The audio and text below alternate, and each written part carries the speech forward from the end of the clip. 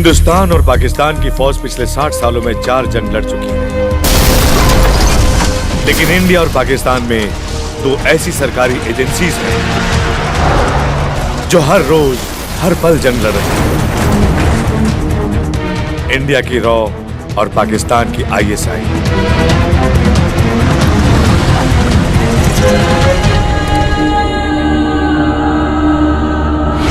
बिलाल खां को गिरफ्तार करके हिंदुस्तान अपनी जीत का जश्न मना रहा है। हम उसकी जीत को शिकस्त में बदलकर उसके मंसूबे पर पानी फेर देंगे। हम हैं पाकिस्तान के आला कमान बशीर खान। न मजा इश्क में है, न वो मजा प्यार में। मजा तो है जलते हुए हिंदुस्तान के दीदार में।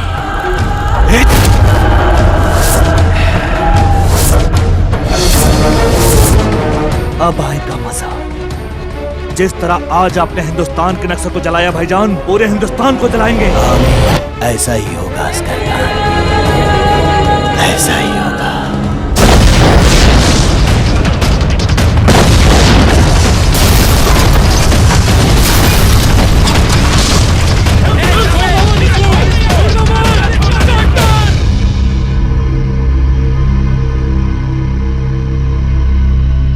पड़ोसी देश पाकिस्तान हर रोज हर पल हमारे देश में आतंक फैलाने में लगा है। लोगों में एक कौतूहल का विषय है, सरकार भी इसका जवाब नहीं दे रही। क्या हमारे देश में ऐसा कोई नहीं जो इन आतंकवादियों को जवाब दे सके?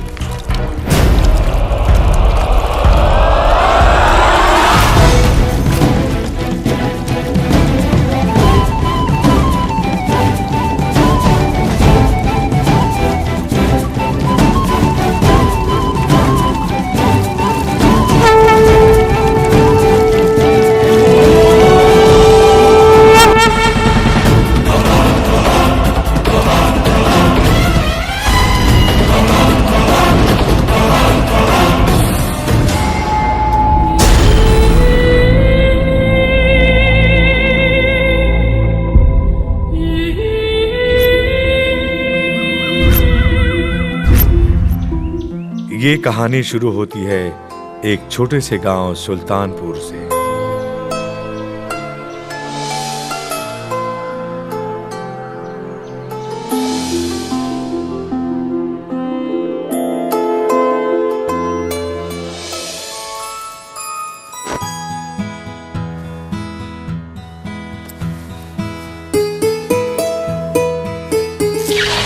ई हमें दशरथ मिश्रा पंडिताई के साथ मंझिला बेटा खातिर नौकरी तलाशत रहे।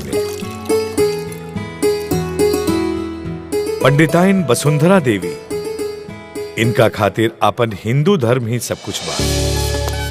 ई हमें सबसे बड़ बेटा विजय जे अपन फर्ज बखूबी निभावेले। ई हमें सबसे छोट बेटा जय जे पढ़ाई पर कम और मोबाइल पर ज्यादा ध्यान लगावेले। जजमान, हम राउर से एगो बात कह के चाहत रहनी है। हमारे एगो बेटा बा, बड़ा ही होशियार और बहुत समझदार बा। काम के एकदम पूजा समझ के करेला। तो हम चाहत रहनी है कि इतना बड़ा होटल के उद्घाटन कर रहल बानी, हमरा बेटा के कोनो काम दिला देती तो बहुत बहुत मेहरबानी हुई। अरे मेहरबानी काहे के पंडित जी, रउआ हमार खानदानी पंडित जी हैं, समझी राउर काम हो गई। धन्यवाद।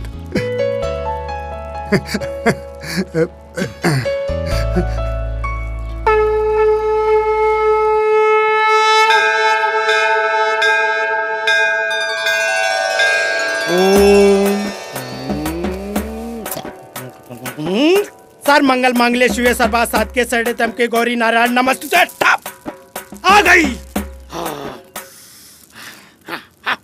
जय माँ, जय माँ काली। नौकरी पक्की कर दे माँ। जय माँ काली। माई पूजा हो गई। बाबा कितना दे दी? ऐसे तो माई ई नौकरी पकड़ पूजा के 5100 ले ला, लेकिन तू 2100 दे दा। 2100 ही का है बाबा? बच्चा माई रेगुलर ग्राहक है ना। यही खातिर। अच्छा ला बाबू गोड़ छुला बाबा के। जय लक्ष्मी लक्ष्मी लक्ष्मी। कुछ अच्छा हो ही ना बाबा। अरे सब अच्छा होगा बच्चा, जा कल्याण ही कल्याण होगा, बाबा का आशीर्वाद है, जा।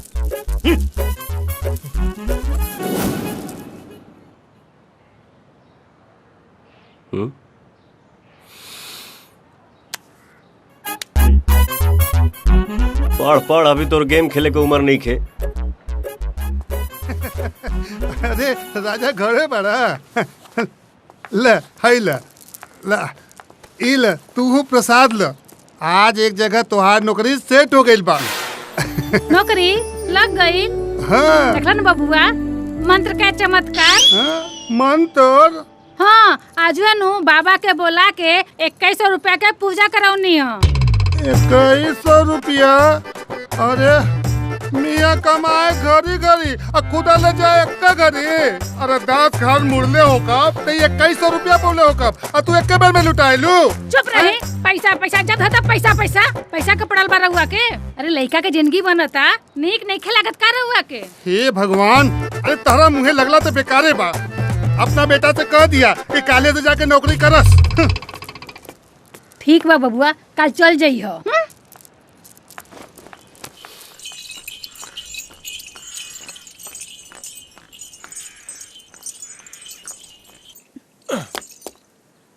आओ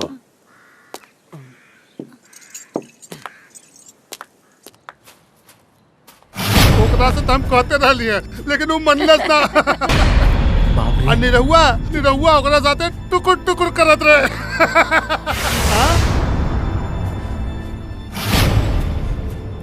राम हो राम, सब सत्यानाश कर दिहलस। राम राम ये कन्नी कट्टे। अरे पकड़ पकड़ पकड़ रख बकचोद पकड़। हट हट हट। अबे अपवित्र अनाज के हमरा घर में कोनो जगह नहीं खे। अरे ये क्या करता है पंडिताइन? हे भगवान, अरे सत्यानाश कर दिहलस। रुक जाओ जे।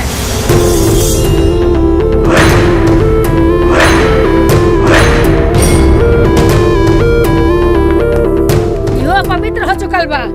सुनी एकरा से कह दी हमरा आँखी सोजा से दूर हो जा। हमरा घर में पवित्र लोगन के कोनो जगह नहीं खे। माई मर गल तोहर माई, जाए जैसे।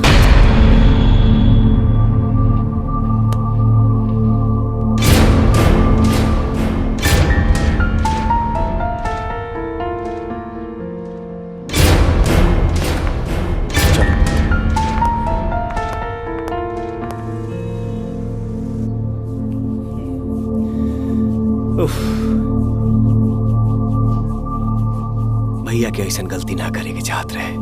अब हमहू का करी, का खाऊं, का पीऊं, का लेके परदेस जाऊं। कमाल है। राजा सोमवार अपना टोला के लड़की के मंदिर में छेड़ा था और जब हम रोके गए नहीं हाँ तो हमारा मरलस। अच्छा चल तो चलो। इसो मुहारी ब्रत अच्छा पति पाए खातिर ही ना रखेलू।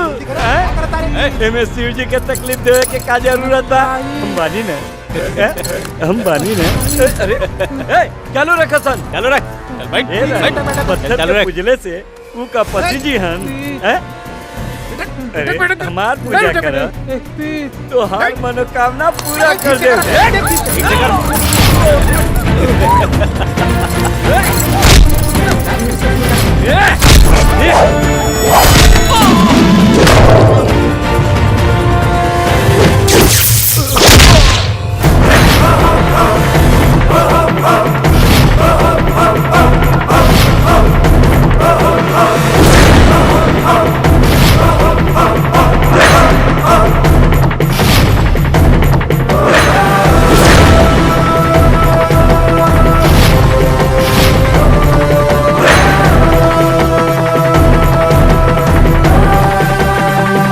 बहुत शौक बा पूजा करावला के।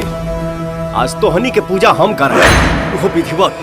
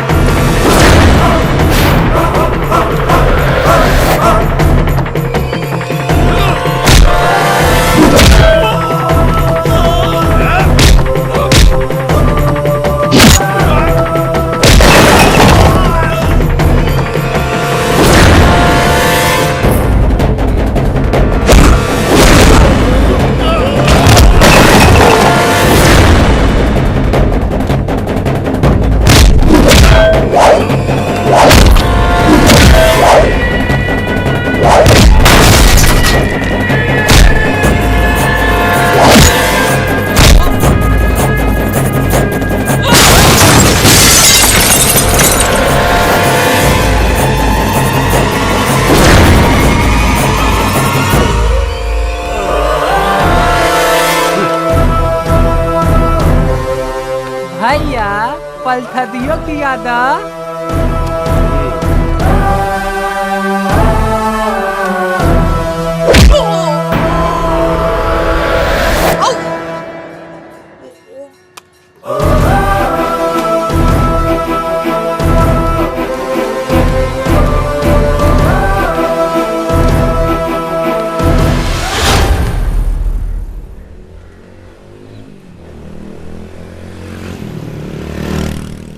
अरे का हो गई? लड़का साथ हम एकदम परेशान हो गए। अरे कुछ बताई ना कि का भइल?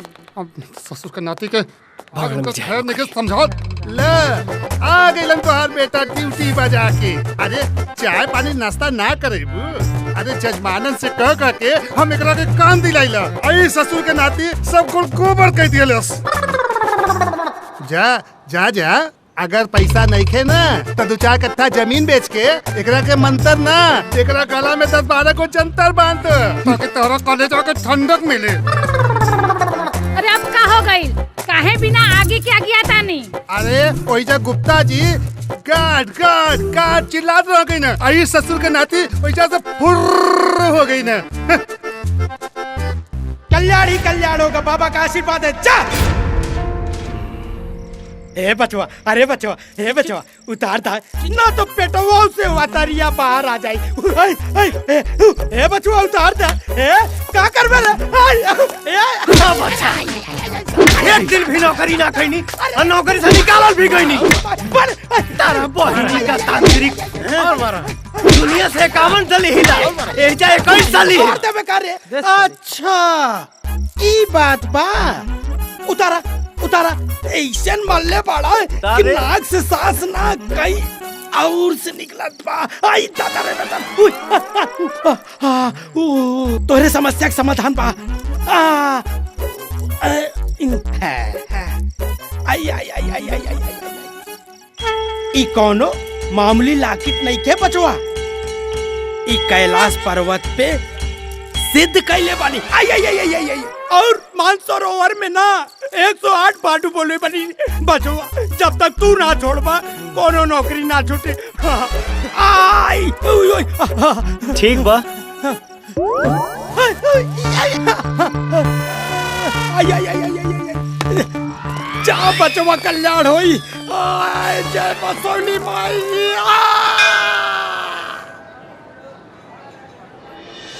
तने पतरा देख के बताई अरे काहे नहीं जजमान? कौन दिन अच्छा बा? करना मनना बैठने के चाहिए ना। जय हो लक्ष्मी मैया। जजमान 15 तारीख के लगन जल्दी से जल्दी यह निकल के आवता। अगर दोनों पक्ष राजी होखी तो यही तिथि के लगन के दिन तय कर लिया जाओ। रवा मंजूर बा समझी जी। तो ठीक बा पंडित जी, काहे के देरी बा शुभ काम में। जी देखी और बताई तो बनावल जाए। हाँ जरूर। शुभ काम में देरी। 9, 6 और 3। जय हो लक्ष्मी। जय हो लक्ष्मी मैया। हाँ, आप लोग ब्याह की तैयारी करी जल्दी से जल्दी। अब जल्दी से मुंह मीठा कराई हमार।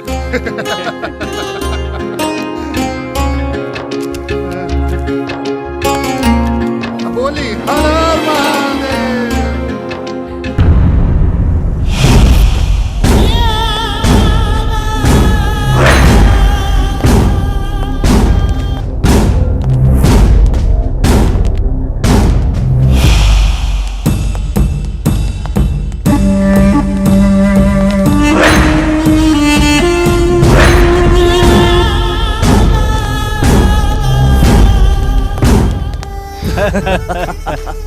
जानते हैं सुल्तान मियाँ, हमारे छोटे भाई असगर मियाँ ने हिंदुस्तान के नाक में दम कर रखा है।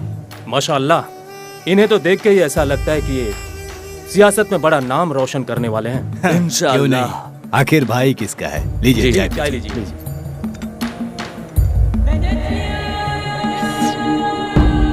हमारे छोटे भाई असगर के लिए रिश्तों की लाइन लगी है, लेकिन क्या बताएं सुल्तान, ऐसा है अब हम अपने छोटे भाई असगर के लिए तो आपकी बहन का हाथ मांगने जाएं, ये भी हमारे उसूलों के खिलाफ है। लेकिन आपने तो हमारे मुंह की बात छीन ली। यहाँ तो सब कुछ जाना समझा है। हाँ हाँ बिल्कुल। बस आप निकाह की तैयारी कीजिए, लड़की देखने की रस्म अदायगी बाद में पूरी कर ली जाएगी। क्यों असगर मियां? जी भाईजान, आपका हुक्म सर आंखों पे। जय नसीब बशीर खान साहब, जय नसीब। आप अपने काबिल भाई असगर खान साहब का निकाह हमारी बहन के साथ कबूल किए, हमें रिश्ता कबूल है। मुबारक हो। मुबारक। आज पाकिस्तान के आतंकवादियों ने तीर्थ यात्रा जाने वाली पूरी बस को हाईजैक कर लिया है और ऐसा कहा जाता है कि बस में तकरीबन 40 लोग हैं जिनकी जान को खतरा है। उनका कहना है कि ISI एजेंट बिलाल खान को रिहा किया जाए और इसकी मध्यस्थता के लिए मुस्लिम पत्रकार को बुला रहे हैं। गुप्त सूत्रों से पता चला है कि इस घटना के पीछे आतंकवादी संगठनों का लीडर बशीर खान और उसके छोटे भाई असगर खान का हाथ है।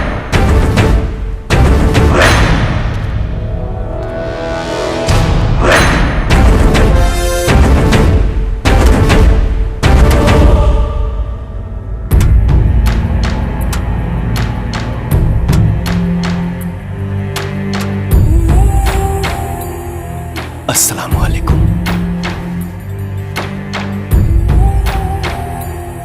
वालेकुम। तुम हमें मुसलमान नहीं लगते। खोल के दिखा देता नहीं। इसकी कोई जरूरत नहीं। अगर तुम एक सच्चे मुसलमान हो तो तुम्हें आयतें तो आती ही होंगी, जरा पढ़ के हमें बताना।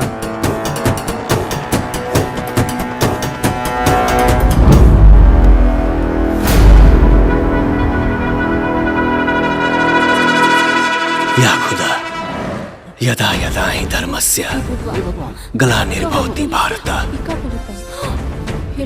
अभ्युत्थानं धर्मस्य तदात्मानं सृजाम्यहम्। हाँ हाँ बस करो। हम तो तुम्हारा इम्तिहान ले रहे थे। हम तो एक सच्चे मुसलमान को उसकी महक से पहचान लेते हैं। जाके कह दो अपने हिंदुस्तानी हुक्मरानों से कि हमारे साथी बिलाल खां को जल्द से जल्द रिहा करके हमारे साथ पाकिस्तान के बॉर्डर तक पहुंचाया जाए, वरना इसका अंजाम बहुत बुरा होगा। ये बस तोड़ेगी ही, साथ ही साथ हिंदुस्तान बुम। इतने धमाके होंगे कि हिंदुस्तान खाक में मिल जाएगा। हमारा खौफ तुम्हारे मुल्क में इस कदर फैलेगा कि तुम्हारी माँ बहन के कपड़े गीले हो जाएंगे।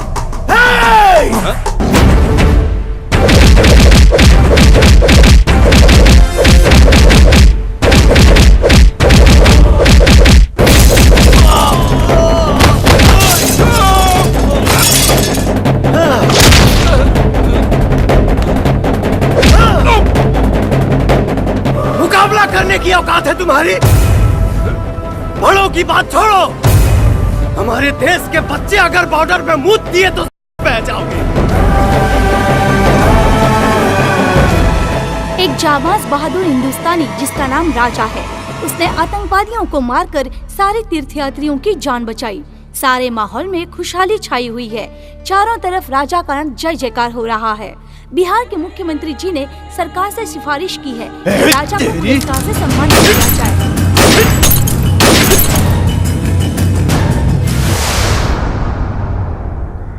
आइला प्रकाश जी के यहाँ और है संजय जी के यहाँ और है बबलू जी के यहाँ भिजवा दी। और है प्रणाम। प्रणाम। पंडित जी के लड़का हुआ? अच्छा अच्छा। सोना बेटा, आज से यहाँ ड्राइविंग करिहन, गाड़ी के चाबी इन करा के दे दो, ठीक बा? चलो लोग।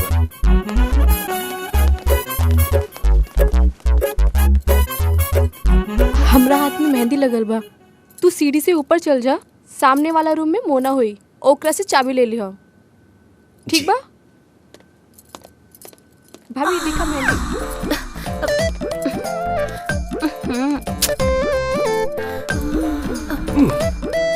कहाँ?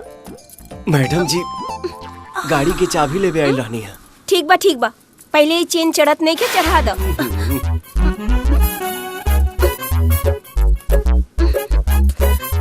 चढ़ावा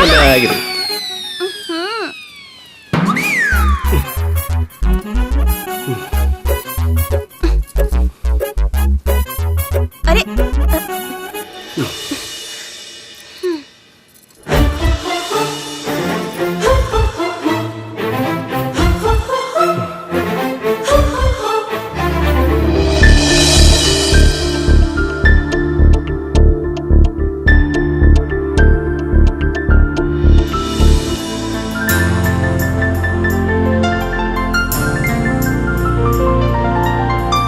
हम तो वही दिन तोहार दीवानी हो गई नी जौने दिने मंदिर में तोहके बहादुरी से लड़त देखनी, और उहे दिन हम फैसला कर लेनी कि अब चाहे कुछ होगी, अब सिर्फ तू ही बनवा हमार भतार।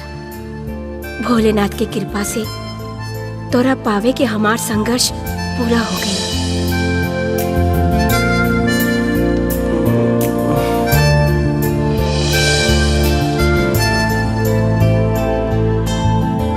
मैडम जी चाबी चाबी चाहिए कि चुम्मा?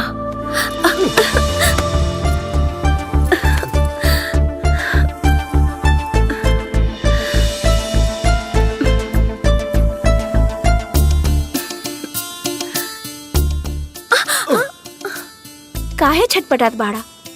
अकेले 10 मरद से भिड़ सकेला, और एगो लड़की से भिड़े में दम घुटता। उ कहा ना हमरा के तोहार लत लग गई। सुना, मेरे प्यार का किस्सा तो बहुत पुराना है। मेरे हीरो, तुम्हें ड्राइवर बनाना तो बहाना है। हमारा ड्राइवर बन जा, पगार हम देब। मैडम जी के नहीं आई तब क्षमा करी, बाद में कब बक ओकर कोनो जरूरत नहीं खे। ये कौन नौकरी है रे? यहाँ दू को गाड़ी चलावे के पड़ी का? रे बाप!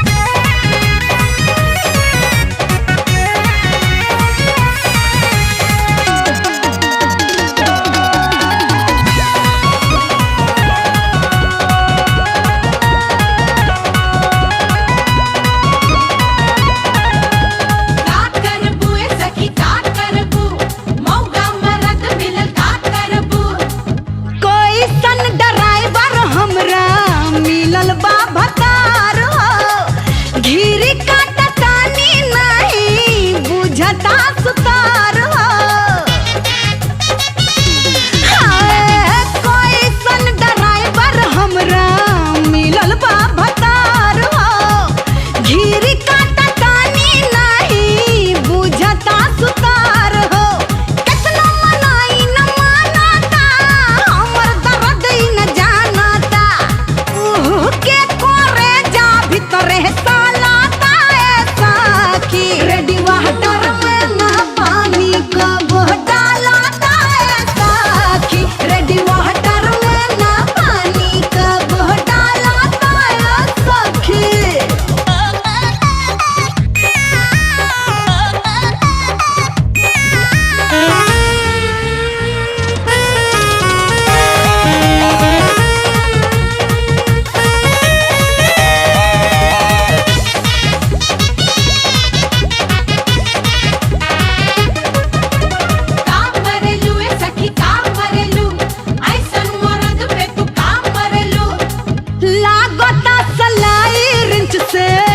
खोल के पहाड़ी चोली कैसन पेच कोस इनकर का हम सखी बोली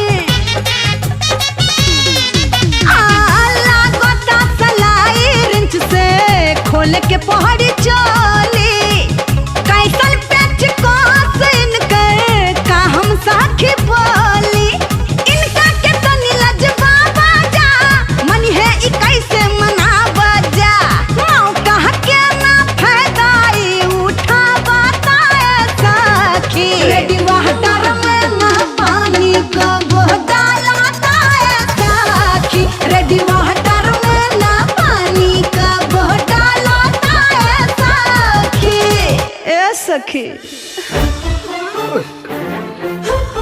का करबू अरे चढ़ले रहबू अरे उतर जा देवता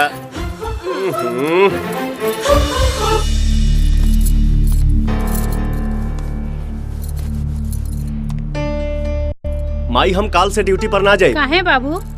अरे काहे की नौकरी से निकाल दिए लोग ई तो जन्मे से नालायक बा ना अरे यो नौकरी गईल हाथ से नौकरी नहीं खे गईल डबल ड्यूटी करे के पड़ता ये कहाँ का इंसाफ है जी? बताई पैसा था एक ड्यूटी के और काम कराना 2 ड्यूटी। जाए जाके पैसा बढ़ावे के बात करी उनका से। पगार के बात नहीं खे माई तो का बात बा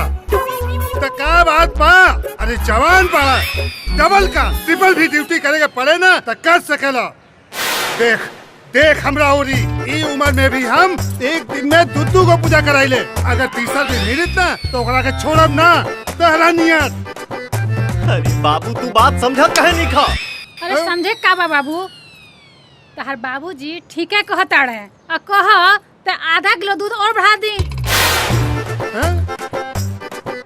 ना करब नौकरी कह दे इनसे अरे तो पगला गए बाप और बेटा दोनों एक लेखा बाड़े सन हे भगवान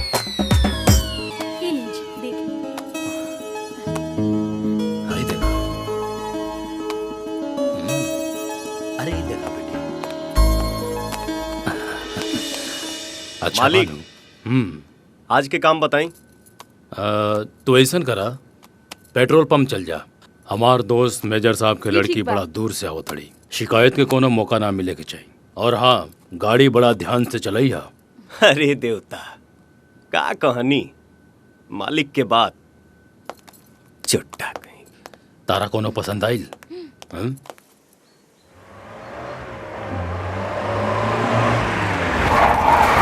वो देखो राजा आ गई। राजा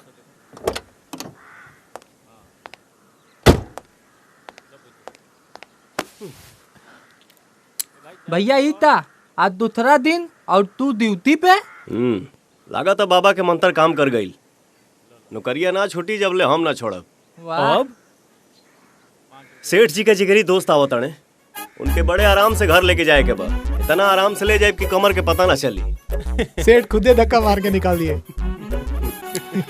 चलो जा चलो भैया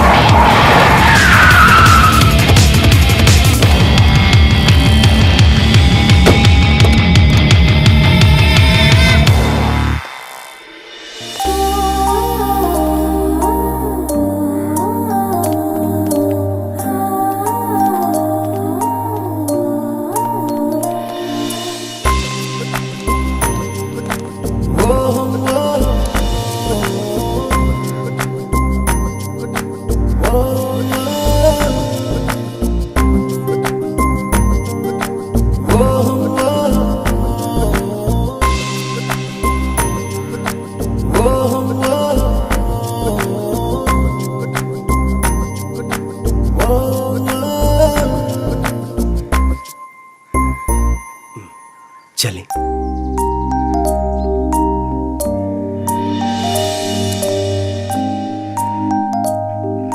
समनवा रख जी भैया जी भैया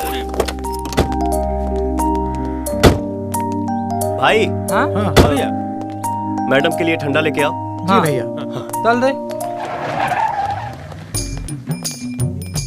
देख ले रे लड़की मिलल तो दोस्ती गई ताक पे प्यार के भूत का बाप का पूत तुम दोस्ती गई भाल में चल थाले चल।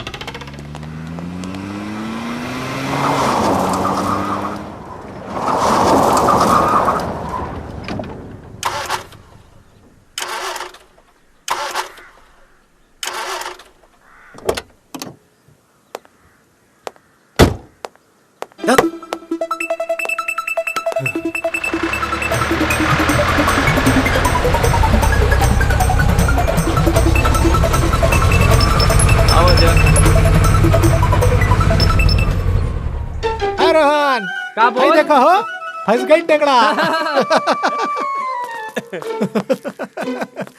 अब आइल ना ऊट पहाड़ के नीचे। मिलन मलाई तो अकेले खाइए, अब माठा मिली तो मतवाला के पिए। एक बात बताओ, ढेर नहीं बोला। ठीक बा हमनी के मतलब ही नहीं जा। ए बच्चन भैया थोड़ा ही खटारा के हो। ठीक बा।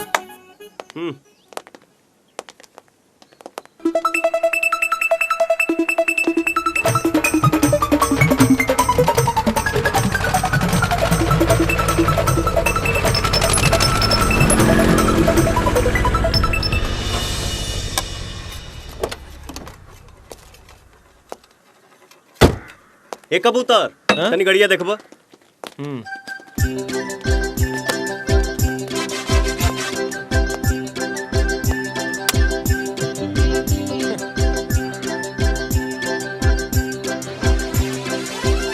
गड़िया ठीक हो 3-4 घंटा लग जाई।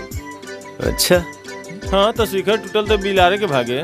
देखत का बाला 10 मिनट में तो पसीना तुए लागल, 3-4 घंटा में तो मोमबत्ती पिघलिए जाई। ठीक है तो कहा था। ए हरी भैया बन जाए तो फोन कर दिया। मैडम जी बगले में हमरो घर बा, अगर आपको कोई एतराज ना हो तो चलिए टाइम पास हो जाएगा। ठीक है चलिए। बन जाए तो फोन कर दिया। माई माई आप बैठिए। माई कहाँ भी? अरे माई मंदिर गए बाड़ी और बाबूजी बाजारे।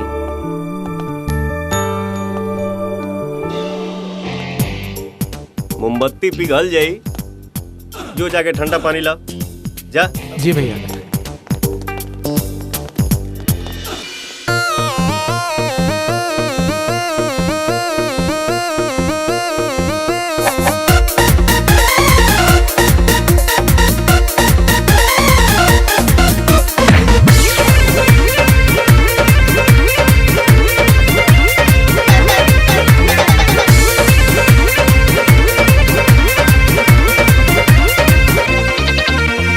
बड़ी टंच माल भैया लेके बड़ा आइल, लेकते मिजाज हमर बाटे गनगनाइल।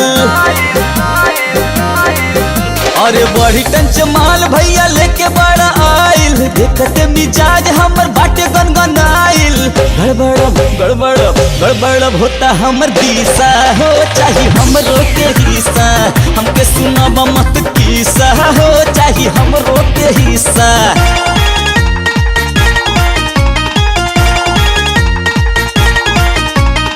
मौज तबाड़ी रसदार प्यार हमरो के चाही, हम तबानी हिस्सेदार प्यार हमरो के चाही।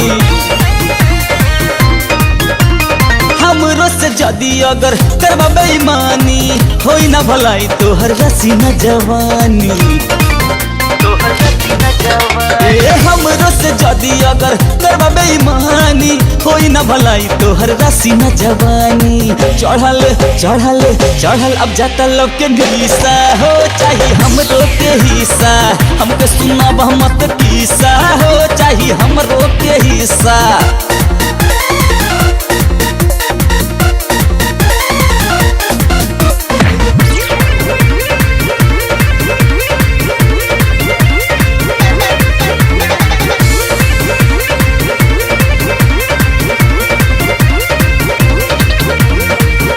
अभी लइका बाबू मत कर जिद रे, तोहरा से होई नहीं मामलाई सीध रे। अरे बढ़िया भी लइका बाबू मत कर जीद रे, तोहरा से होई नहीं मलाई सीध रे। उमर जब होई तोर बीसा रे, तब मंगे तू हिस्सा। सुन होने जाके ते खीसा रे, कहे मानता रे हिस्सा। बड़ा होता हम किस्सा हो चाहे हमरो के हिस्सा, हमके सुना मत किस्सा हो चाहे हमरो के हिस्सा। अरे रे रुको तो, ये कौन सी भाषा है? ये हिंदुस्तान की सबसे मीठी और प्यारी भाषा है, भोजपुरी। हमें भी सीखनी है। सिखा दे, बस थोड़ा टाइम लगी। हमरा लगे एगो तरीका बा, 6 घंटा में सिखा दे। अच्छा, पीके फिल्म देख ले बारा। आवा एने आवा, कुछ ना आवे।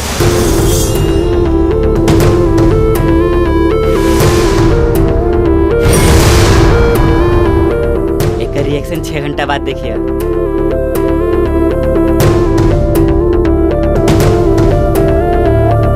ना जजमान, जवान लड़का से जोर जबरदस्ती कैल ठीक नहीं खे। ओकरा बतियौला से लागेला कि ओकर काम करे के मने नहीं खे। ठीक बा, बानल बनिया से तब बाजार लागी ना, ओकर मन नहीं खे तय में कोनो जोर जबरदस्ती भी। ली राउर बेटा आ गई। अबे पूछा तनी का समस्या बा।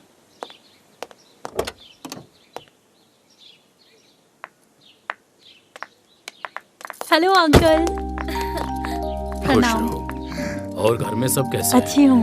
लगता है उन्हें आने का मन नहीं है। अरे रे नहीं, वो तो शादी में जरूर आएंगे। पक्का? हाँ। ठीक है, आओ बेटा। हेलो, कैसी है तू? ठीक हूँ। नमस्ते। नमस्ते। हाय।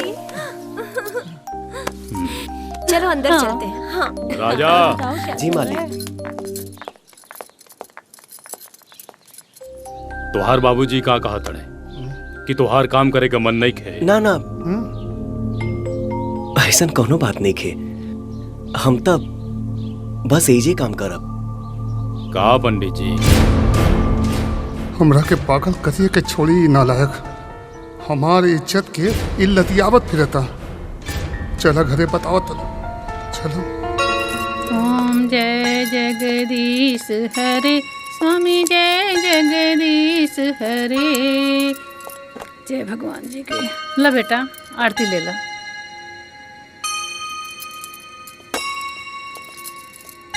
माई फोन आइल बा।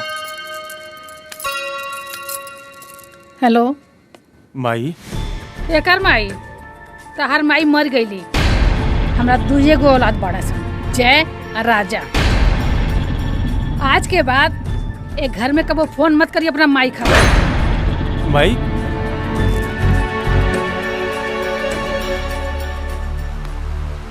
माई का भइल? देख बाबू, ते कोनो ऐसा काम मत करी है जिके वो हमरा परिवार पे, हमरा धर्म पे केहू उंगली उठावे। ना माई, तोरा बात के गांठ बांध के रखले बानी। धर्मो रक्षति रक्षिता। जो धर्म की रक्षा करता है, धर्म उसकी रक्षा करता है।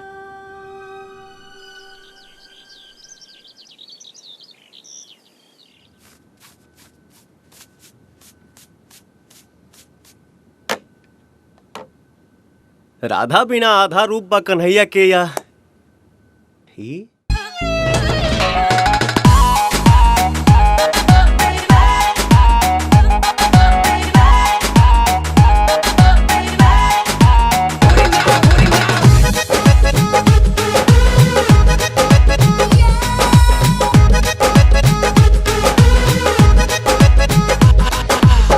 अपना करे जा जैसे राखब संभाल के,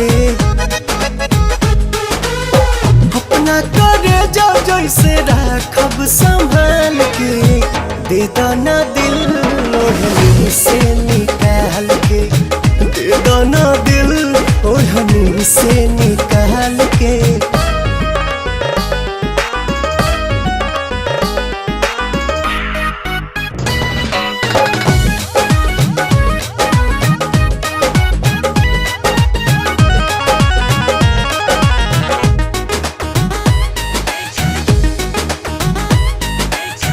सोचल सपनमा के तू बाड़ू रानी, सोचल सपनमा के तू बाड़ू रानी, कद हवाले हमें अपन जवानी रानी, कद हवाले हमें अपन जवानी, कल कबूल जानी जा बतिया टाल के, कल कबूल जानी जा बतिया टाल के, बेदाना दिल दिल दिल दिल, बेदाना दिल लोढ़नी से निकाल के, बेदाना दिल लोढ़नी से निकाल के।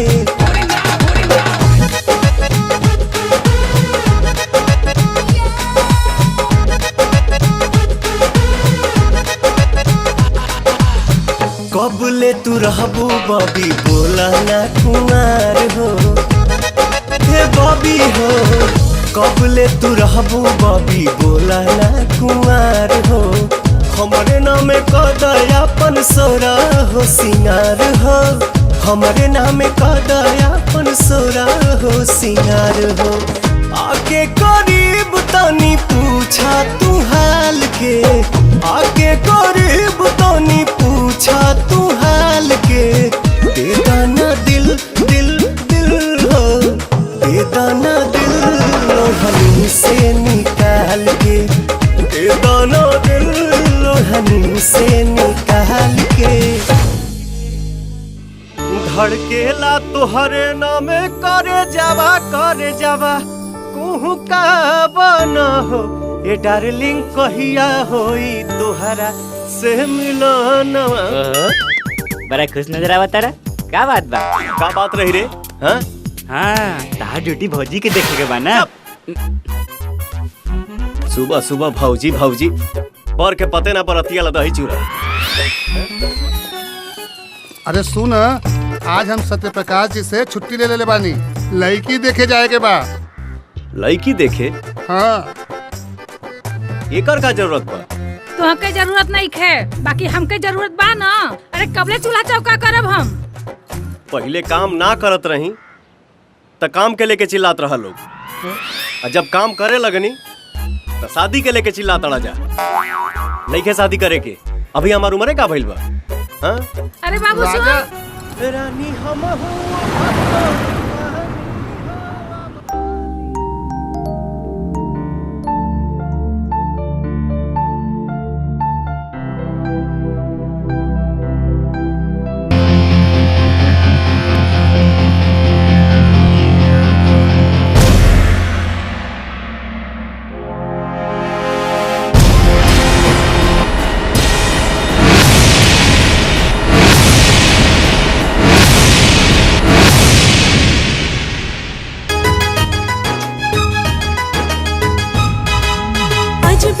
संजोग मिलन के जोग जिया में जागे, हाँ अजबे संजोग मिलन के जोग जिया में जागे, मन खोजे मन मीत के जब जब प्रीत लगन मन लागे, पायलिया चमके हो छम छम, पायलिया चमके हो छम छम, चनन चनन चन चनन चनन चन चनन चनन चन, पायलिया चमके हो छम छम, पायलिया चमके हो छम छम, पायलिया चमके हो, पायलिया चमके हो छम छम।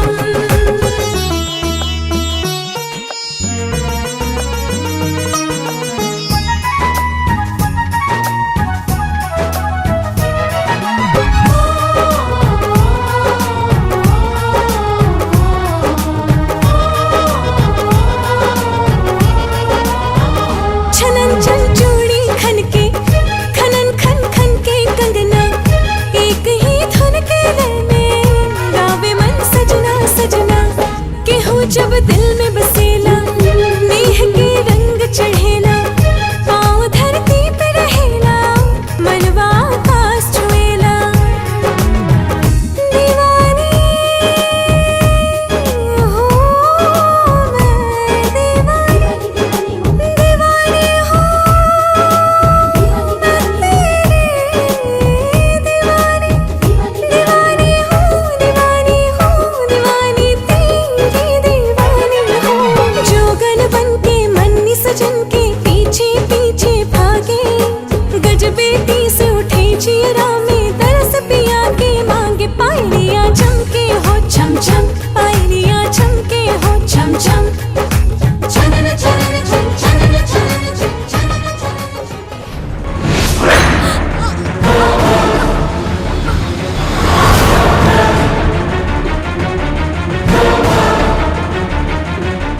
ई का पागलपना।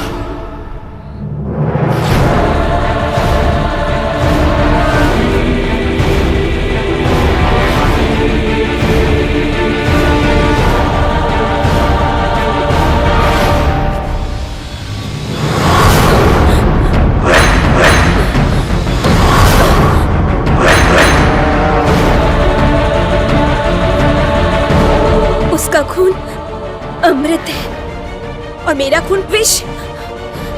मैं कोई नाग कन्या नहीं जिससे तुम चूसोगे तो मर जाओगे।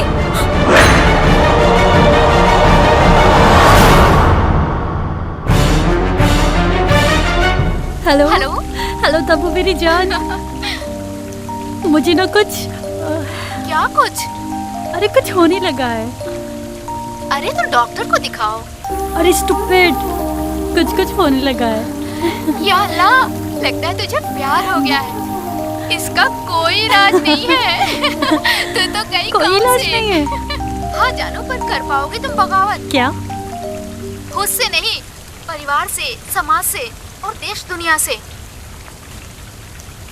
तब्बू मेरी जान, मुझे न इसकी कोई जरूरत नहीं है, क्योंकि मेरे पापा मुझसे बहुत प्यार करते हैं। वो वही करेंगे जो मैं चाहती हूँ, क्योंकि मैं उनकी लाडली हूँ। ओके बेबी, तुम आ कब रही हो? अब तो तुमसे मिलना ही पड़ेगा अब्रॉड जाने से पहले। ओके बाय। बेटा सबके कार्ड भेजवा देला। जी बाबूजी, गांव वालन की भी बुला ले ली हैं।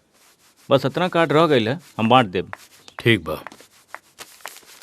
पापा आज हमार सहेली के बर्थडे बा, हमके जाए के पड़ी। ड्राइवर के यहाँ काम पड़ सकेला, हम खुद चला लेब और जल्दी लौट आइब। हाँ जल्दी लौट के आईबू, हमके पता बा। हवाई जहाज नियन उड़ के जाइबू और आईबू। यहाँ काम करे खातिर बहुते लोग बा। तू राजा के लेके जा। ए राजा। हाँ मालिक। मोना के संगे जा और गाड़ी आराम से चलैया। जी। जा बेटी, जल्दी आइया।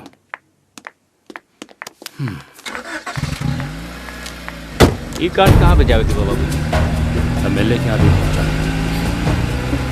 राजा, हाई ला चॉकलेट खा लो। अरे खा ला ना, चॉकलेट है, जहर थोड़ी ना। हमार माथा काहे चकराता। बुझाता नशा वाला चॉकलेट के असर काम करे लागल। आज तो मजा लेके छोड़ब।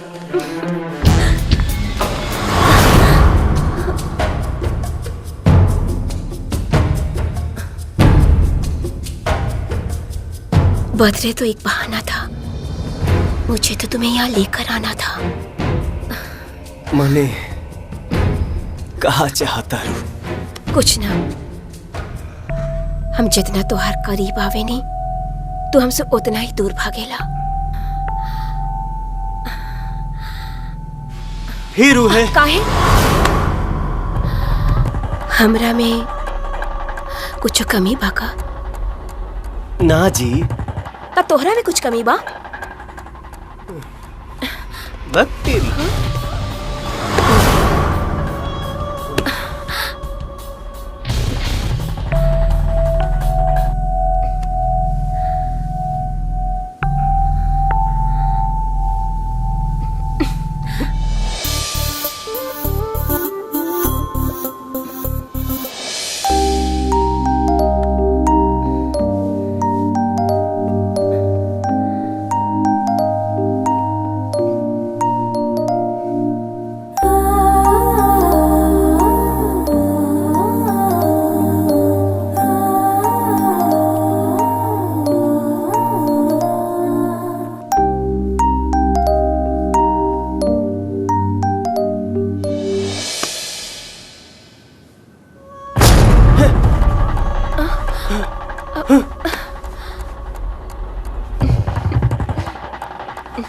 ए?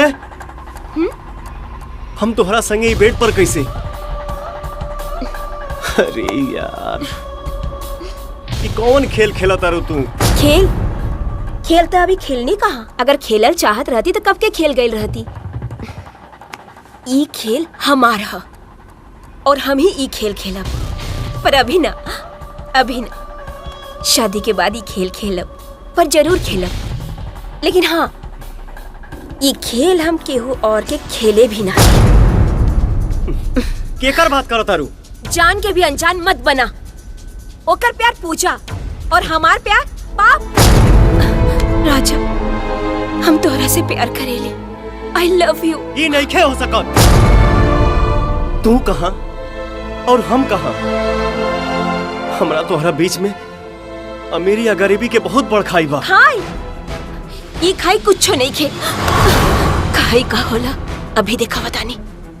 ओकरा प्यार में जब अनहड़ा गइल बाड़ा ना कि यू के हा, हम अभी देखा बतानी। चला।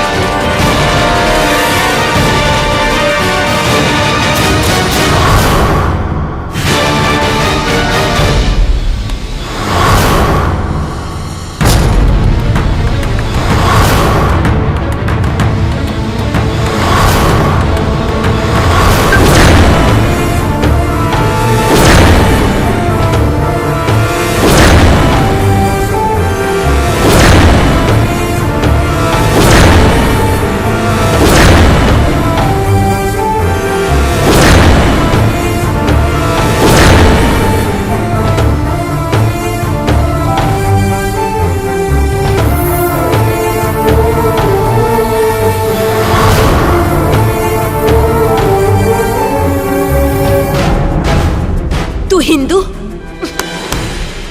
ऊपर से पंडित और ये मुसलमान।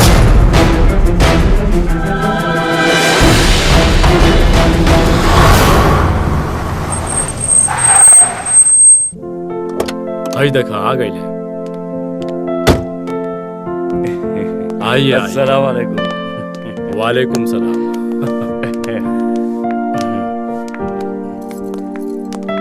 ये मेरा बेटा। प्रणाम चाचा। सलामत रहे। और ये मेरी बहू है जी। और ये छोटी बेटी। खुश रहो। आइए बैठिए। आप ही का इंतजार था, बैठिए। अरे यार, हमने तो उम्मीद ही छोड़ दी थी कि आप आएंगे। इंसान को आखिरी दम तक उम्मीद नहीं छोड़नी चाहिए, यही तो हमारी ट्रेनिंग थी। इस जमी को आसमां और आसमां को जमी कर दे, लेकिन खान अपना वादा कभी नहीं भूलता। अरे नहीं यार, मुस्कान बिटिया अकेले आई थी ना, इसीलिए। क्या कह रहे हैं जनाब? अरे बिटिया अपने घर ही तो आई है। वैसे हम बेटियों को नहीं, बेटियां हमें संभालेंगी। अबू, ये लीजिए। अरे मेरी आ गई आपकी लाडली। कैसे हो आप? बिरजू। जी मालिक। गाड़ी से सामान निकालो। मुस्कान बेटा, अब्बू का सामान मेरे कमरे में रखवा दो। 2-4 दिन ही सही, साथ में रहेंगे तो बचपन की यादें कुछ ताजा हो जाएंगी। ठीक है, चलो। आइए जनाब, शादी की तैयारियां दिखाता हूँ। जरूर, क्यों नहीं। चलिए।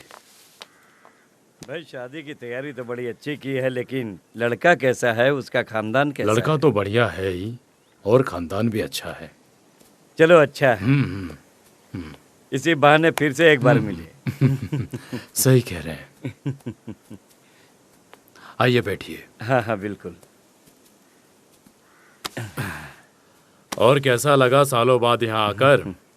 मेजर साहब, यह हिंदुस्तान की मिट्टी की खुशबू ही तो है जो हमें यहाँ खींच लाती है। सही कह। बंटवारे के मुसीबतों ने हमें हिंदुस्तान से पाकिस्तान तो भेज दिया, लेकिन आज भी हमारा दिल हिंदुस्तान में ही बसा हुआ है। अब सोचता हूँ मेरा दम भी निकले तो यहाँ की मिट्टी और हवाओं में निकले। क्या बहकी बहकी बातें करते हैं मेजर साहब। मुस्कान बेटिया सुनेगी तो क्या बोलेगी? मुस्कान तो मेरे जिगर का टुकड़ा है। मैं उसे कुछ कहता हूँ तो वो नहीं सुनती, लेकिन वो कुछ भी बोले तो मुझे करना ही पड़ता है। क्यों नहीं करना पड़ेगा? और सुल्तान बेटा कैसा है? बंटवारे ने धीरे धीरे दिलों को बांटना शुरू कर दिया। कैसा माहौल बनते जा रहा है। हैरत होती है सब देख के। एक दूसरे के प्रति नफरत, बदले की भावना, जहर बोया जा रहा है, जहर। हाँ।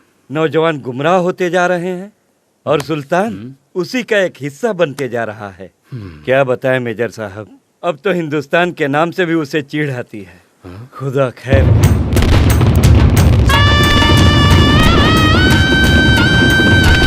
ओम मंगलम भगवान विष्णु मंगलम गरुड़ध्वज मंगलम पुंडरीकाक्ष मंगलाय तनोहरि। आई लीजिए अक्षर। सर्वमंगल मांगल्ये शिवे सर्वार्थ साधिके त्र्यंबके गौरी नारायणी नमोस्तुते।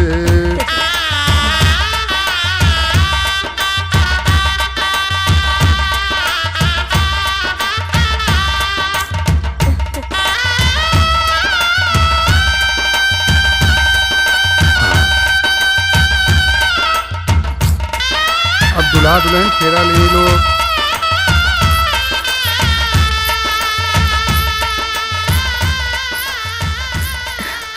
केकरा के तलाशत पानी। अगर तुम मेरी नज़रों को पढ़ सकती हो तो ये भी समझ सकती हो कि किसे तलाश रही हूँ। क्यों नहीं जी, पर वो नहीं है। तुम्हें क्या लगता है कि उसमें इतनी हिम्मत है कि सरहद पार कर जाएगा? कभी नहीं।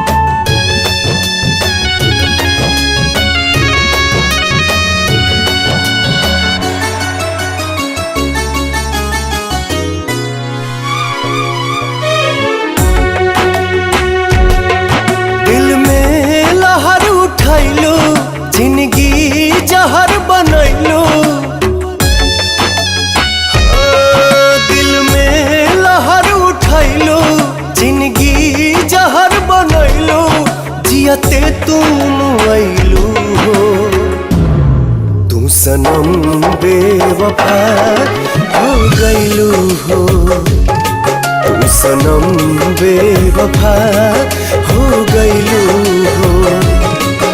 अखिया में लोरवा सजैलू, मनवा से चैन उड़ैलू हमरा के। तू हिंदू, ऊपर से पंडित और ये मुसलमान।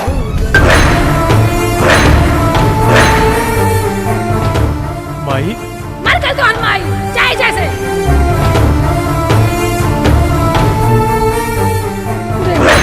देखो न ऐसा काम मत करी है जिके वो हमरा परिवार पे, हमरा धर्म पे केहू उंगली उठावे।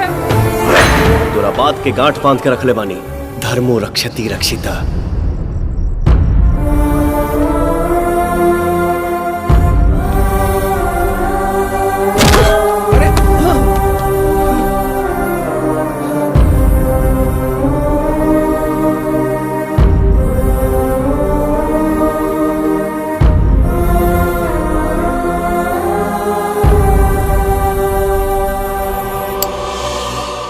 हे भोलेनाथ,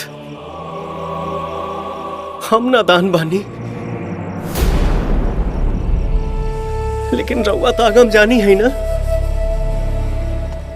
सब जानते हुए रउआ हमारा साथे ऐसा काहे कहनी, काहे कहनी। अगर केहू के भेजा ही के रहे हमारा जीवन में तो ओकरे के काहे भेजनी, जेके ना हम स्वीकार सकी और ना ही हमार परिवार।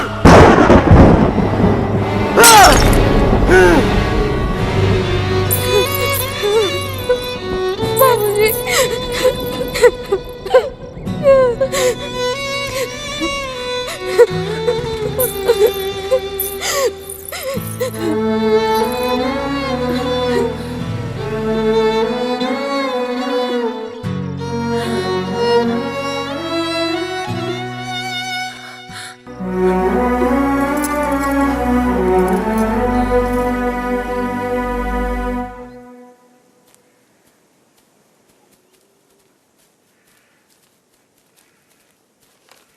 अबू जान। क्या बात है? लगता है कुछ चाहती है मेरी बेटी। बैठो, बोलो क्या कहना है? अबू। अरे आज तक मैंने तुम्हारी कोई बात को ठुकराया है क्या बेटी? बोलो। अबू मैं वो कहना चाहती हूँ कि जब मैं हिंदुस्तान आई मुझे यहाँ पे एक लड़का मिला जिसका नाम राजा है। मैं उससे बहुत प्यार करती हूँ अबू। मुझे कुछ नहीं समझ में आ रहा था कि मैं आपको कैसे बताऊं कि वो लड़का हिंदुस्तानी है, बहुत ही अच्छा लड़का है, मुझे दिल से प्यार करता है।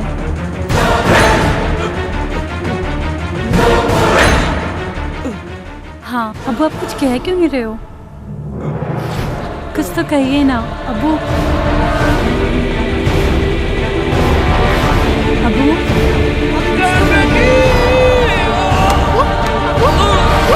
अबू जान, अबू अबू अबू अबू अबू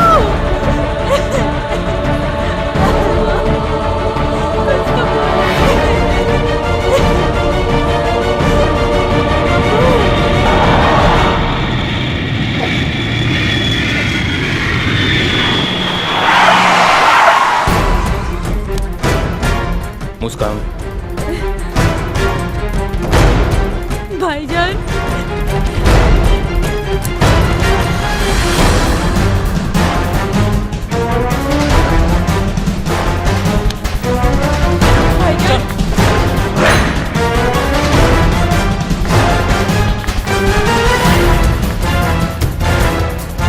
भाईजान, भाईजान, भाईजान, भाईजान।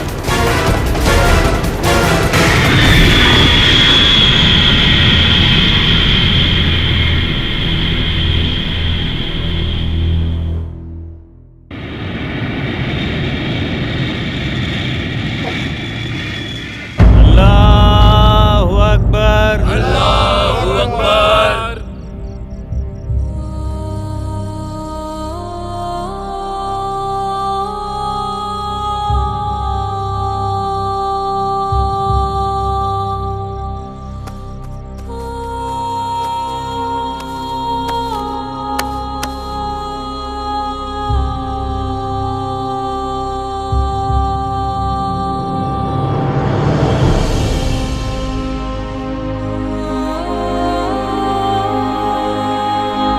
चलो सुल्तान।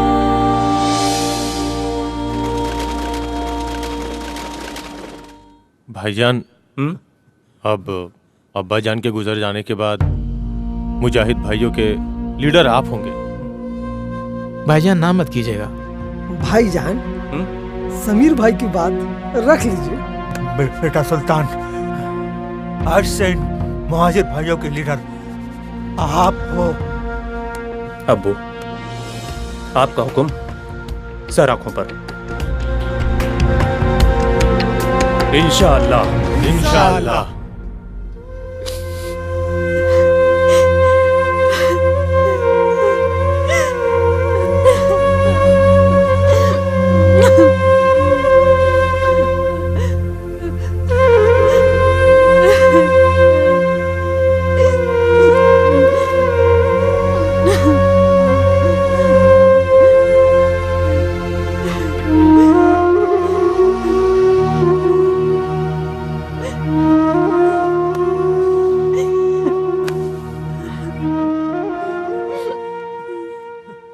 आपी, उठ जा आपी। दादा अब्बू आए हैं आपसे मिलने। दादा अब्बू। मत रो बेटा, मत रो। मौत तो मरा है और होने को कौन टाल सकता है? हमारा जी नहीं लग रहा है। मुस्कान बेटा, ये तावीज़ बांध लो, फिक्र मत करो, सब बेहतर होगा। अल्लाह सब बेहतर करेगा, अल्लाह सब बेहतर करेगा।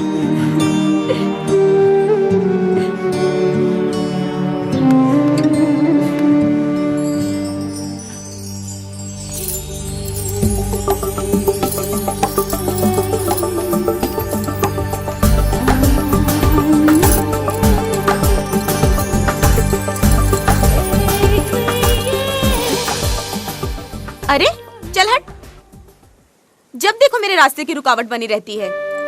मैं आपके रास्ते की रुकावट कैसे? हाँ, रुकावट। जब तक तू निकाह नहीं कर लेती मेरा हनीमून कैसे मनेगा? वो कैसे?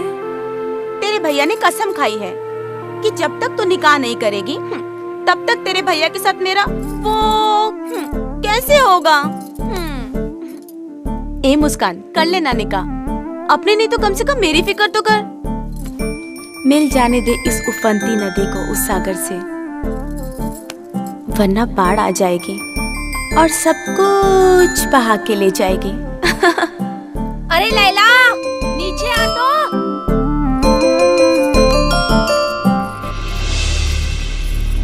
बड़े अफसोस की बात है भाईजान कि जो मुल्क अबू जान का ना हो सका, उस मुल्क के लिए उनके दिल में इतनी हमदर्दी क्यों थी? तबरेज, मैं भी मना करता था, लेकिन शायद खुदा को यही मंजूर था।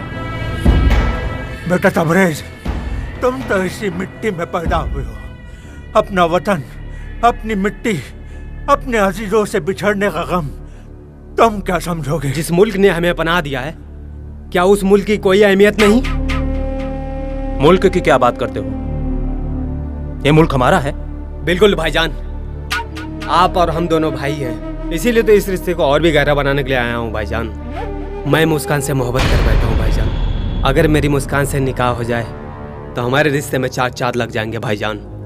आप जानवर, हमारे टुकड़ों पे पलने की तेरी औकात नहीं, और हमसे बराबरी करने की गुस्ताखी करता है। चंद रुपए कमा लेने से कोई खानदानी नहीं हो जाता।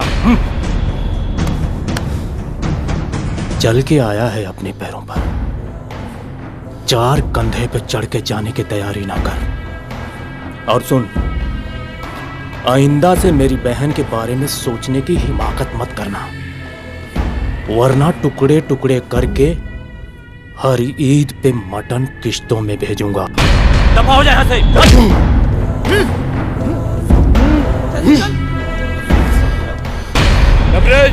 तबरेज, मेरी बात सुनो। मुस्कान मेरी है और मेरी होके रहेगी। देखता हूँ मुस्कान की निकाह किससे करवाता है। नहीं छोड़ूंगा इस सुल्तान के बच्चे को। वो सुल्तानी मुजाहिदीन तेरे बाप को नसीहत दे रहा था, बेइज्जत करके अपने घर से निकाला है। कह रहा था कि मेरी परवरिश में कोई कमी है। मैं बताऊंगा कि हमारी परवरिश में क्या कमी है। तबरेज, उसकी इज्जत की ऐसी धज्जियां उड़ा दो कि नाक रगड़ता हुआ आए, अपनी बहन का रिश्ता लेकर उसे जूठा कर दो, और जूठा कोई नहीं खाता।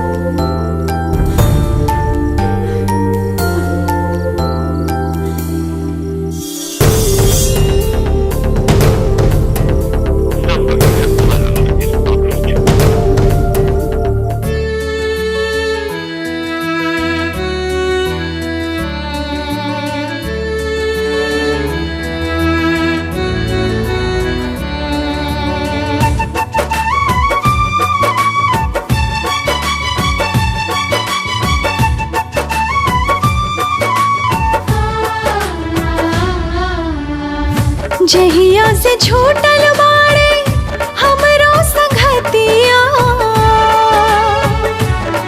हो जहिया से छूटल बाड़े हमरो संगतिया, जहिया से छूटल बाड़े हमरो संगतिया, तहिया से बानी परेशान हो। जाई चंदा लियावा खबरिया, जाई चंदा लियावा खबरिया, कैसन बाड़े मोर जान हो। ए चंदा कैसन बाड़े मोर जान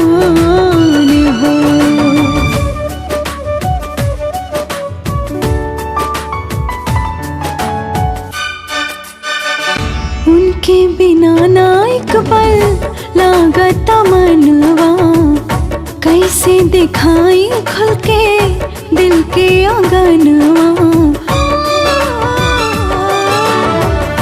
उनके बिना ना एक पल लागता मनवा, कैसे दिखाई खुल के दिल के आंगनवा। अब ता हमार बिना देख ले सूरतिया, अब ता हमार बिना देख ले सूरतिया, हम खता कैसे बिहान हो जाए चंदा ले आवा खबरिया, जाए चंदा ले आवा खबरिया, कैसन बाड़े मोरे जान हो ए चंदा, कैसन बाड़े मोरे जान हो।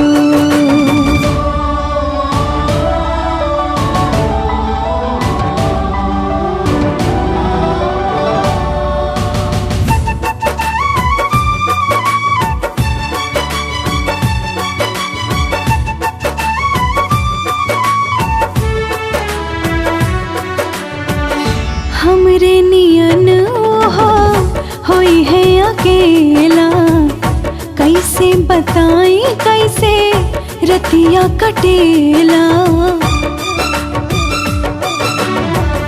हमरे नियन होई है अकेला, कैसे बताई कैसे रतिया कटेला। सहले सहात नइखे अब ई जुदाई, सहले सहात नइखे अब ई जुदाई, पपिहरा भइल बापरान हो जाई चंदा लिया बा खबरिया, जाई चंदा लिया बा खबरिया, कैसन बाड़े मोरे जान हो ए चंदा, कैसन बाड़े मोरे जान हो। अल्लाह, ये इस्लामाबाद में क्या हो गया? दादा अब्बू। सलाम भाईजान। वालेकुम सलाम भाईजान। हम बोलोगे भी कुछ? मैं यही हूँ। सलाम वालेकुम दादा अब्बू। वालेकुम सलाम। दादा अब्बू, एक खुशखबरी है, बहुत बड़ी खुशखबरी है। दादा अब्बू, हमने मुस्कान के निकाह के लिए बशीर के भाई अजगर को पसंद कर लिया। सारी बातें तय हो चुकी हैं, आप बस निकाह की तैयारी करिए। लैला, हाँ? अब बाकी की सारी रस्मों की तैयारियां जल्द से जल्द पूरी करवाइए। मेरी जिंदगी का फैसला मुझसे पूछे बगैर ही कर लिया भाईजान। भाईजान, मैं ये शादी नहीं करना चाहती। भाईजान। दादा अब्बू, इससे कहिए हमें इसकी मंजूरी की जरूरत नहीं, निकाह इसी हफ्ते होगा, हमने जुबान दी है। सुल्तान मर सकता है, मुकर नहीं सकता। खुदा हाफिज। भाईजान, भाईजान, भाईजान।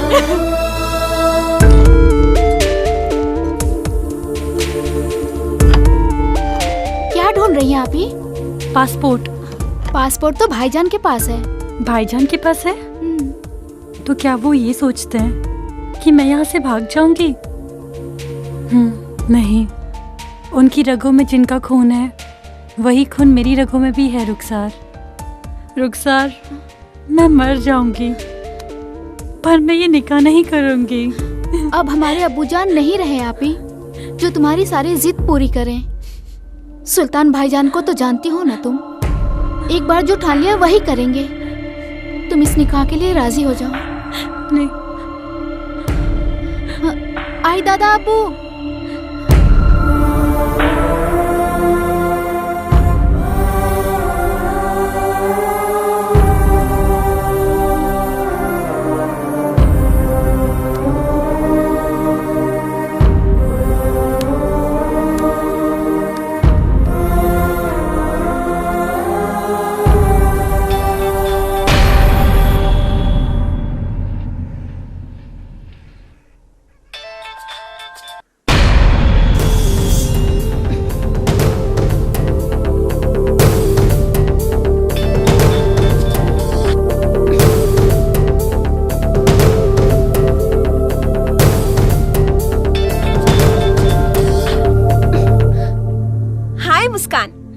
बेसब्री से तुम्हारे फोन का इंतजार कर रही थी। कहो कैसे फोन किया?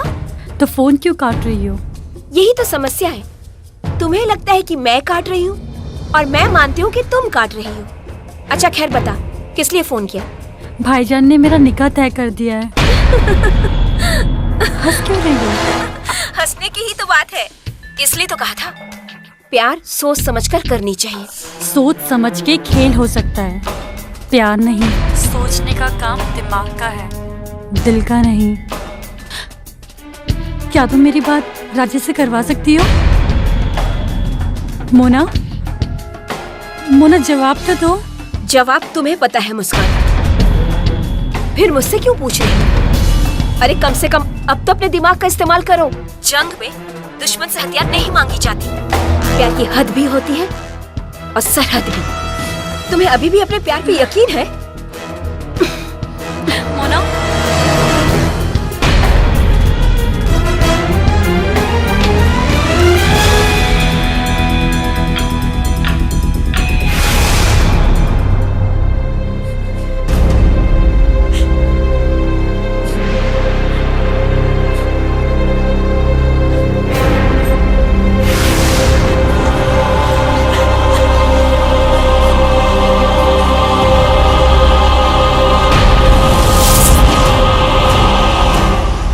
या खुदा हमें माफ करना।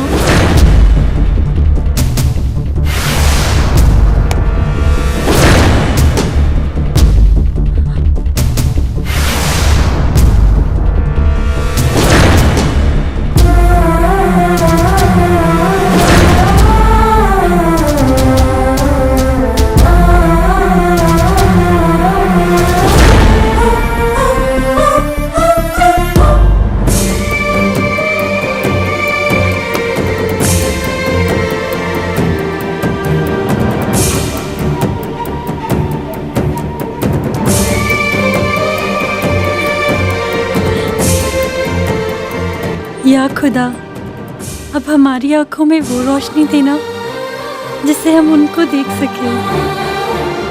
अब हम ख्वाबों में नहीं जीना चाहते। हम ख्वाब ना, हकीकत है पगली। अपन अखिया तक खोल।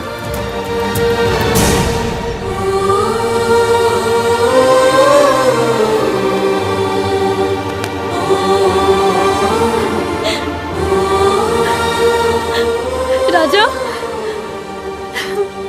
राजा,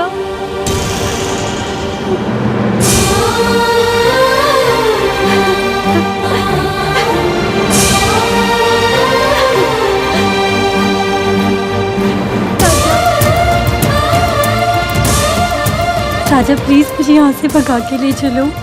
मुझे यहाँ से ले चलो, मैं यहाँ नहीं रहना चाहती। Please Raja, please please. मैं तुम्हें भगा कर नहीं, यही पाकिस्तान में 7 फेरा लगा के ले जाए आई वाली।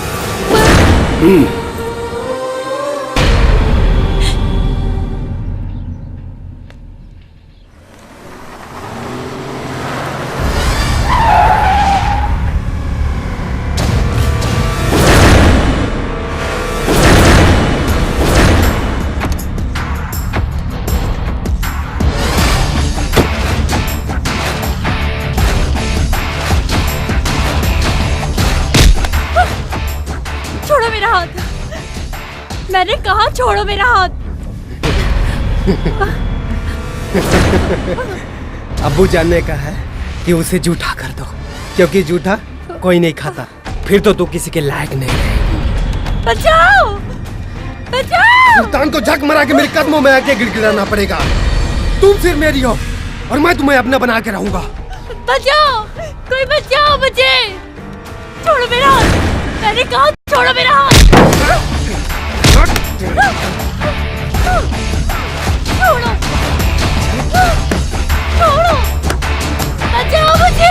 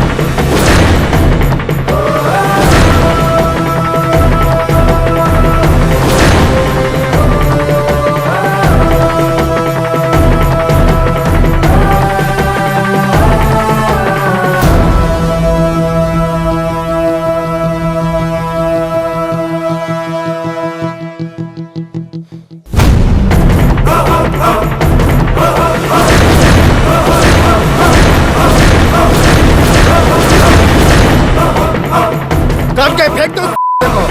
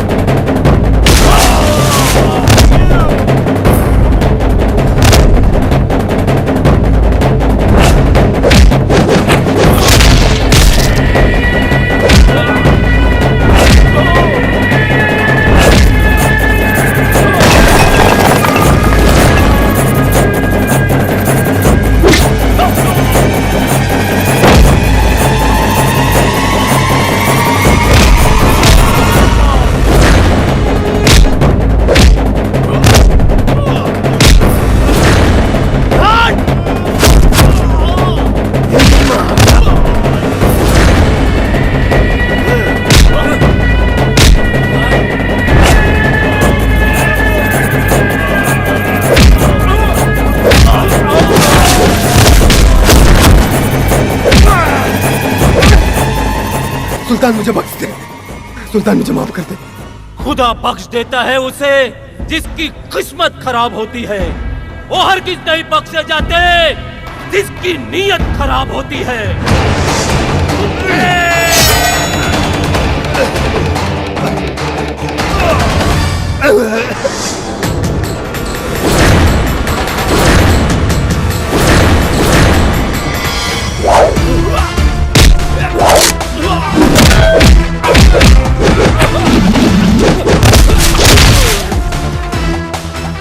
मेरी बहन की तरफ आंख उठाकर देखने वालों का यही हश्र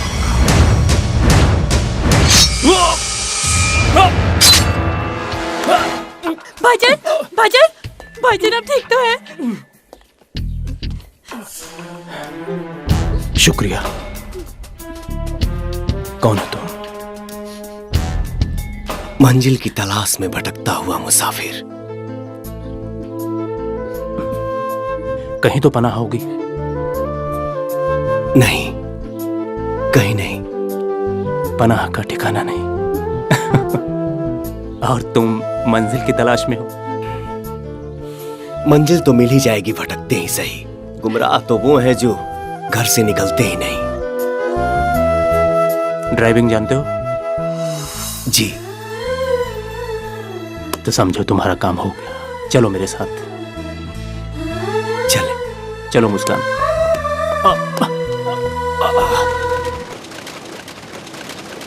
मिलता है हर एक रास्ता मोहम्मद के। ये क्या? अरे बेटा, ये खून कैसे बह रहा है? अरे बेटा समीर, जाके डॉक्टर को ले आओ, जल्दी ले आओ, जल्दी। अरे दादा अबू, आप घबराए नहीं, बस ऐसे ही, कुछ नहीं है। तुम्हारा नाम क्या है? राजा। राजा? राजा हसन। अच्छा। मुस्तफा। जी मालिक। हसन मियाँ को इनका कमरा दिखाओ। आज से यहीं रहेंगे। जी। और हमारे साथ ही रहेंगे। जी अच्छा मालिक। शुक्रिया। पनाह मिल गई, अब मंजिल भी ढूंढ लेना। मंजिल तो तुहार बहिने बड़ी, तू ही दे ऐसा। जाओ अपना सामान लेकर आओ। तुम नहीं लाओगे तो कौन लाएगा? मेरे पास कोई सामान नहीं है। क्या एकदम फटे हाल हो?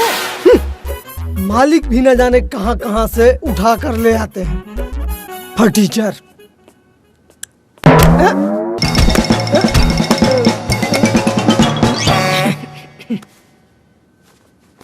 सुनो, असली मालिक सुल्तान भाई नहीं है, असली मालिक मुस्तफा है। और यहाँ मेरी मर्जी के बगैर एक परिंदा भी पर नहीं मार सकता। चलिए।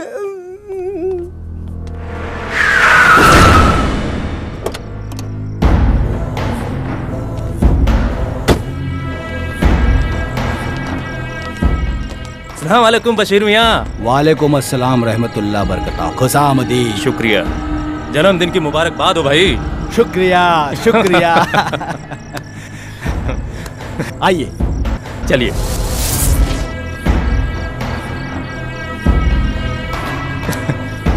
क्या बात है बशीर खान साहब।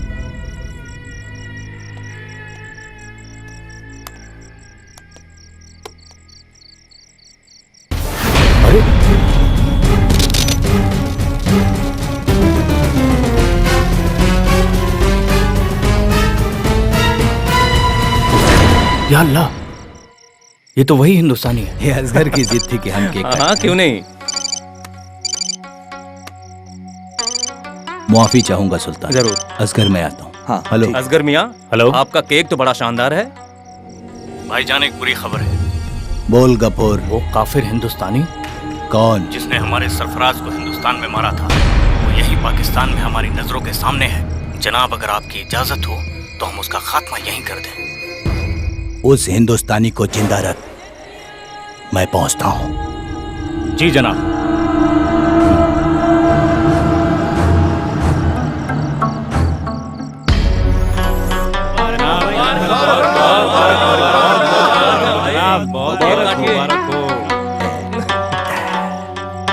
ये लीजिए जनाब। हमें भी भाईजान।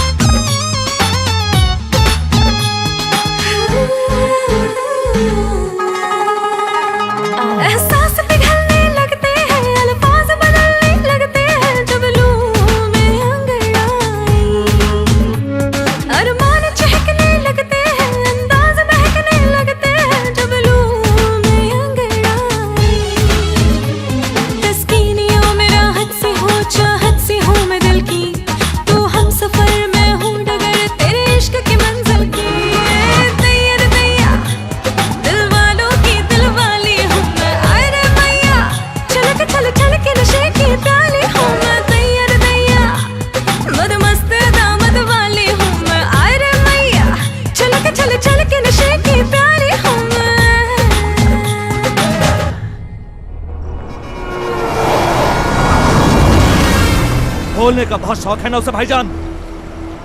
अब सब कुछ मैं खोलूंगा। तो सिर्फ वो नहीं, पूरा हिंदुस्तान का रहेगा।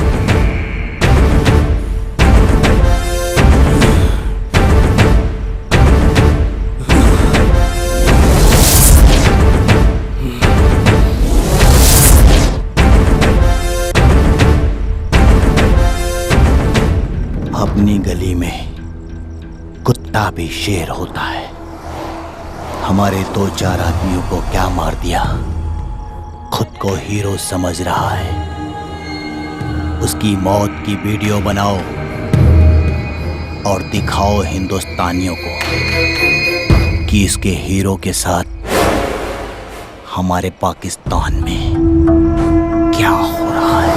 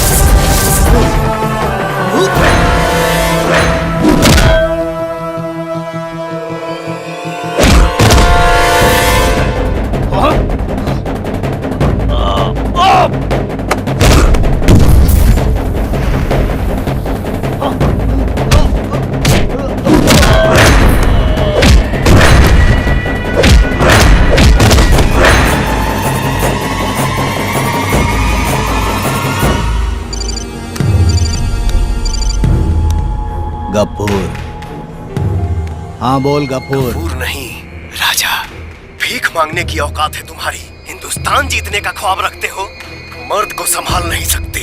पूरा हिंदुस्तान क्या खाक झेलोगे? आकर अपने लौंडों के मौत का वीडियो बना। हिंदुस्तान के भतार लोगन के।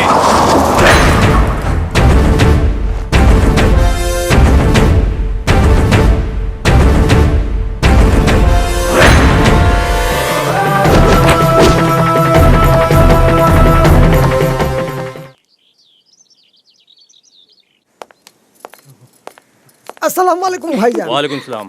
सलाम भाईजान। सलाम भाईजान। वालेकुम सलाम।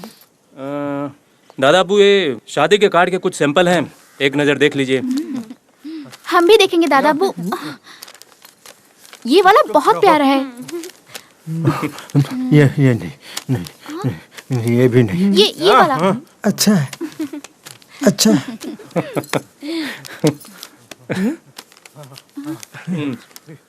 हाँ, ये वाला बहुत प्यारा है। ये बहुत खूबसूरत है। जी। लो। सुल्तान जी, हिंदुस्तान में कर्नल साहब को कार्ड भेज देना। बस छोटी अम्मी, जख्म अभी भरा नहीं है, उसे कुरेदने की कोशिश ना करें। अरे बहुत हिंदुस्तान की रट लगाए रखी हैं आप। क्या हश्र हुआ? उसी हिंदुस्तान ने हमारे दिल से अजीज अब्बू जान को हमसे छीन लिया।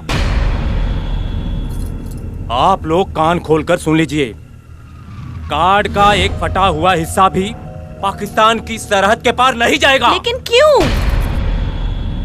हमें उनसे कोई रिश्ता नहीं रखना। रिश्ते निभाने से निभते हैं, और यही रिश्ता निभाया था चाचा जान ने। वो पुराने ख्यालात के थे। और सानिया मिर्जा, उसने हिंदुस्तान से पाकिस्तान का रिश्ता जोड़कर कोई मिसाल नहीं कायम की। बड़े लोग अक्सर जो करते हैं, छोटे लोग उस पर चलने में गर्व महसूस करते हैं। और तुम लोग बड़े लोग हो। मेरी तो यही सलाह है कि तुम भी अपनी बहन की शादी हिंदुस्तान में ही करो। बस लैला, बस। हमने जो एक बार कह दिया तो कह दिया। खुदा हाफिज।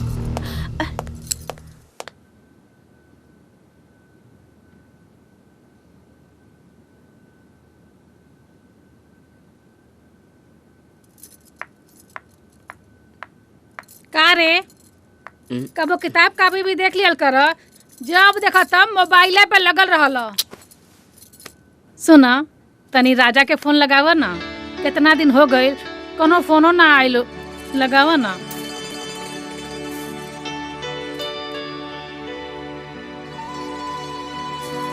हेलो। हेलो। हाँ भैया। कैसन बारा? लमाई से बात कर ला। हेलो। माई गोड़ लागत है। का रे बाबू जाके माई के भुला गईले ना? कितना दिन हो गईल कोनो फोनो ना कइले। अरे ना रे माई, ऐसा मत बोल। काम धाम के चक्कर में ना बतिया पाऊनी। अच्छा काम मिलल?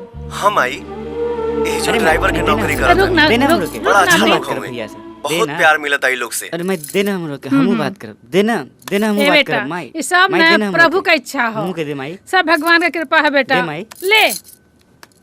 हेलो। हाँ। हाँ भैया। का रे? फोन तनी भौजी के देबा। लो। प्रणाम। आदाब भाभी जान। आदाब। कैसी हैं आप? मैं ठीक हूँ, आप कैसे? हमारा क्या, हम भी ठीक ठाक हैं।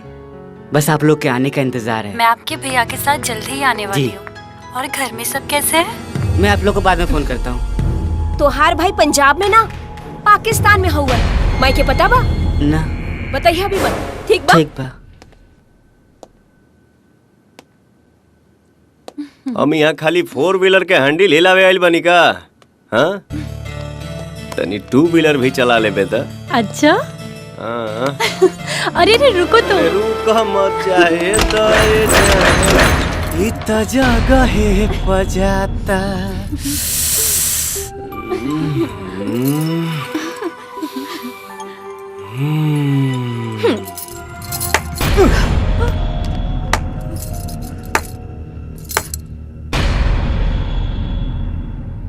आए हाय हाय, अब मैं समझी कि कल तक उदास रह रही गुड़िया आज चहकने क्यों लगी। और जनाब प्यार के बड़े दीवाने लगते हो। वरना यहाँ ड्राइवरी करके जब न मराते। कहाँ से हैं आप? आपकी तारीफ? लला ये हिंदुस्तानी है। क्या हिंदुस्तानी? हिंदुस्तानी? मुसलमान तो है ना? नहीं। क्या? हिंदू है। या अल्लाह। लला लला तुम ठीक तो हो?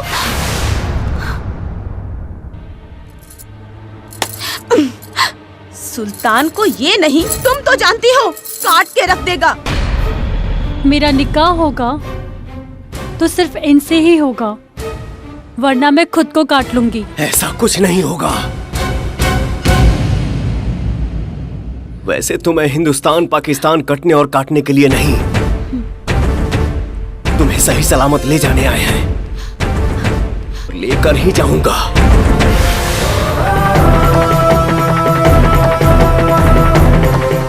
मरेंगे वो जो इस प्यार के सामने आएंगे।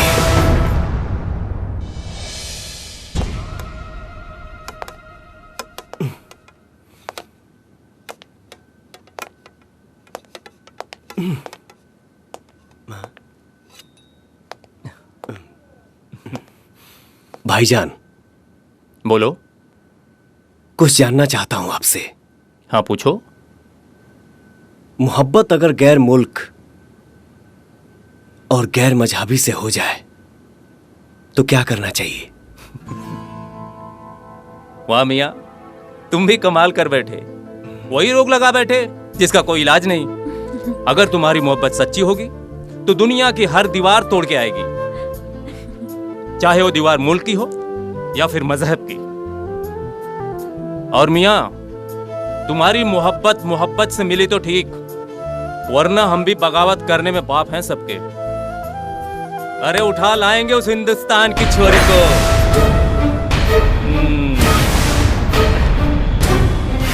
भाईजान, आफ्ताब आलम का फोन है। जी आफ्ताब भाई, अस्सलाम वालेकुम। वालेकुम सलाम। मैं आ रहा हूँ।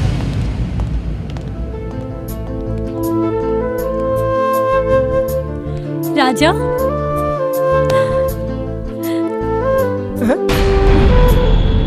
ऐसे मत देखा, धड़कन बढ़ जाए तो अटैक भी आ सकेला। राजा तुम्हें तो मालिक मालिक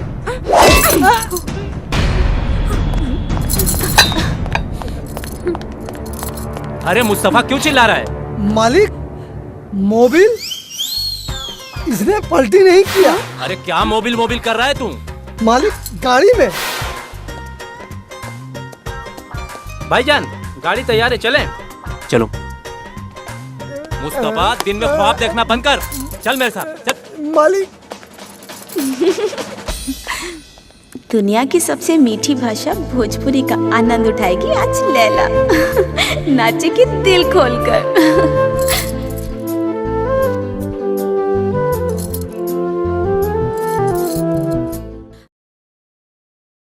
पे ध्यान कबो काहे ना करेला, अरे ऐसन चीज बोला कहवा तू पैबा, छूट गइल जे हाथ से चिरई, बाद में बहुते तू पछताइबा।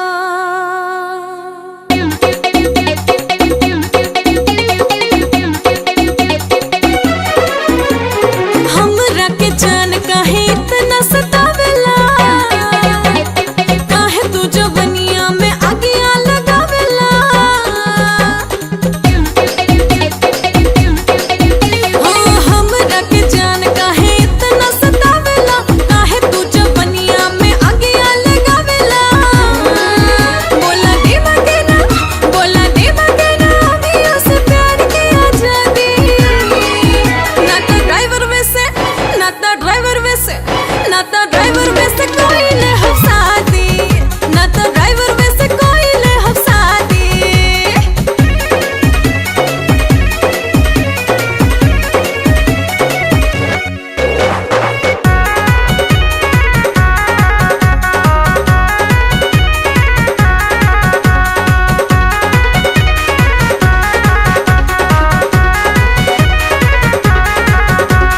पीछा कर तो हरब हम थकनी, ठीक नहीं थे लागत प्यार कोई मेरी मंगनी।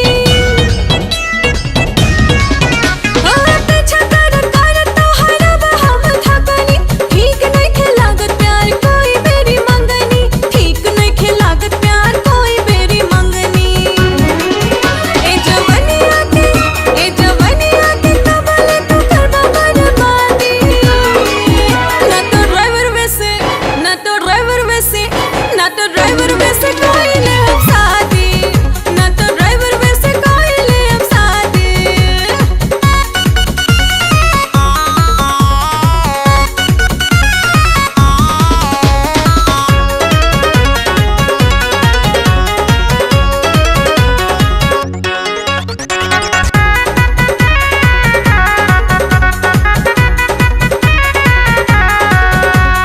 जल्दी अगर प्यार के न कर बनी सीजन, पूरा परिणाम होए तो हर की जन। जल्दी अगर प्यार के न कर बनी सीजन, पूरा परिणाम होए तो हर की जन, पूरा परिणाम होए तो हर की जन। काहे छोड़ा तारा अपना आगे के बरसाती, ना तो ड्राइवर वैसे कोई ले अब साथी, ना तो ड्राइवर वैसे कोई ले अब साथी।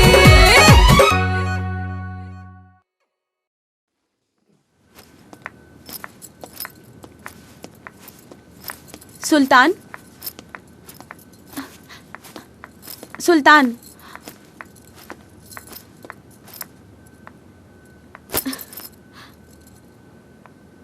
अबूजान मक्का जा रहे हैं हज के लिए, हमें भी ले जाना चाहते हैं। हमने हाँ कह दी है। हमारा निकाह आपसे हो, हम दुआ मांगेंगे खुदा से। सिर्फ तुम्हारी मर्जी की सरकार नहीं चलेगी, हमारी भी कुछ मर्जी है। तुम्हारी मर्जी की जरूरत नहीं है मुझे, हम जिएंगे भी अपनी मर्जी से और तुम पर मरेंगे भी अपनी मर्जी से। तुम्हारे साथ जीने की तमन्ना है। तुम ना भी मिले तो तुम्हारी यादें ही काफी होंगी मेरे लिए।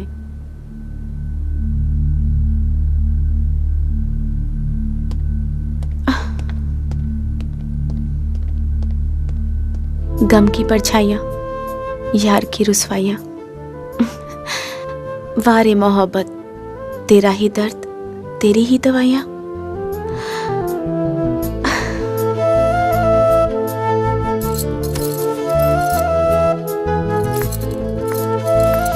सर्वमंगल मांगल्ये शिवे सर्वार्थ साधिके शरण्ये अंबिके गौरी नारायणी नमस्तुते। या अल्लाह, ये मुसलमान नहीं, ये तो हिंदू है। ये राजा हसन नहीं, राजा हिंदुस्तानी है। मालिक बात कर। क्या हुआ मुस्तफा, क्यों चिल्ला रहा है?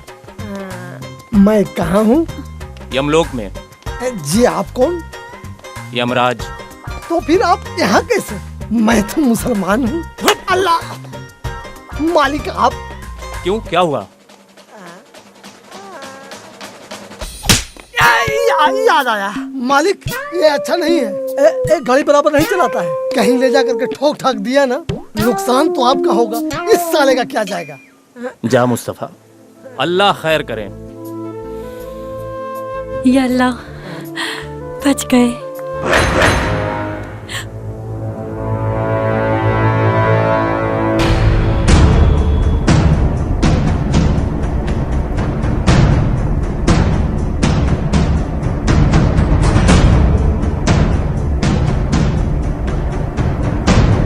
कम ऑन बेबी, तुम बच्ची नहीं, तुम तो फंस गई। मैं तुम्हें भूल जाऊं, ये हो नहीं सकता। और तुम मुझे भूल जाओ, ये मैं होने नहीं दूंगी।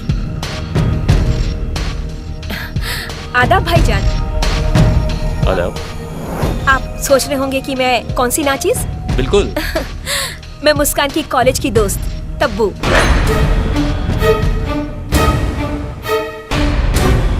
तबस्सुम।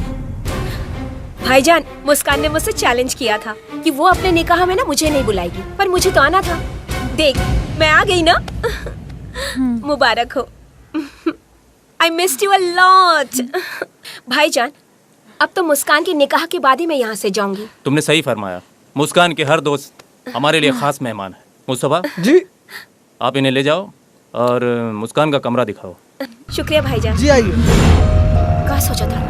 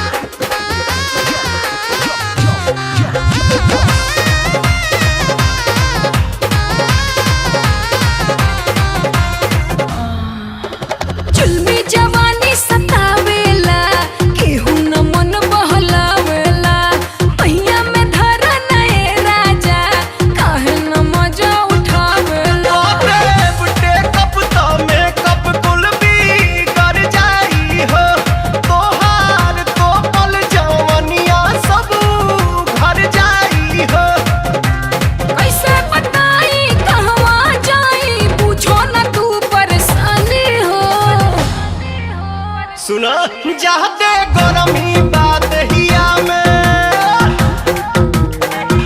कि जाते गरमी बात हिया में तो बरफ के पानी हो जाते गरमी बात हिया में तो बरफ के पानी हो कि जाते गरमी बात हिया में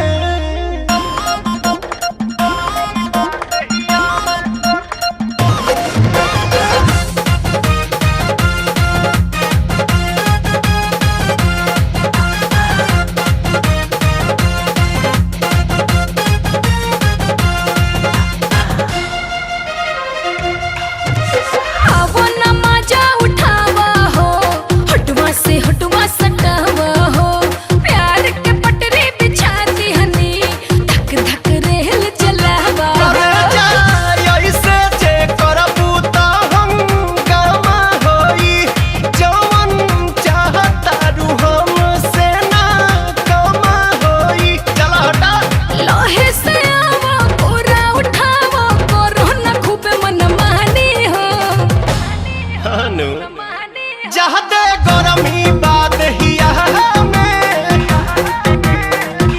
कि जाते गरमी बात हिया में तो बरफ के पानी हो जाते गरमी बात हिया में तो बरफ के पानी हो कि जाते गरमी बात हिया में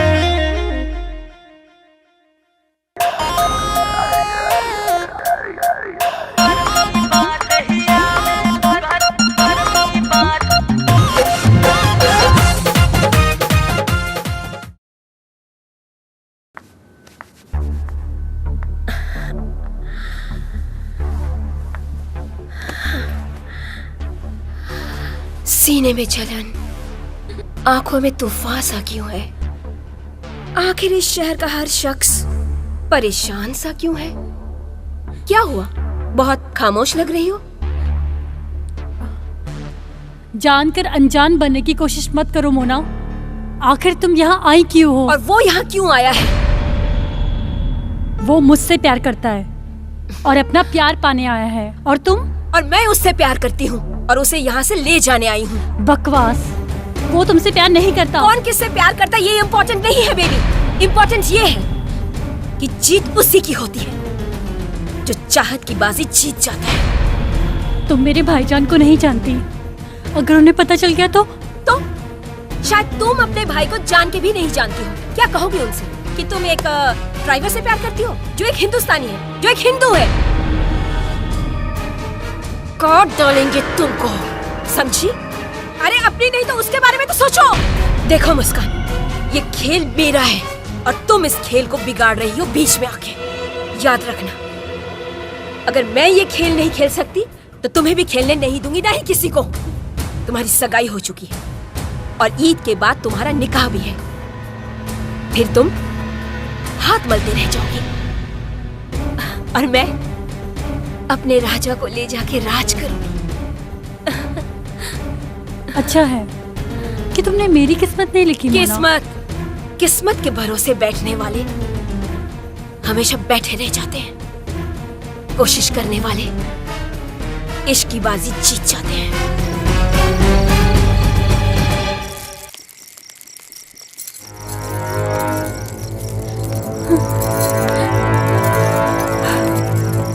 किसी गैर की अमानत बनने से पहले मैं अपनी जान दे दूंगी राजा।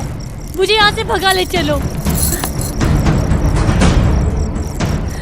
भगा के ले जाना होता तो कब का भगा ले गया होता।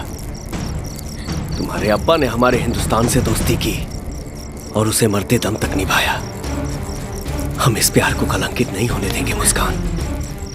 प्यार हमेशा ही बदनाम हुआ है राजा, ये मत भूलो।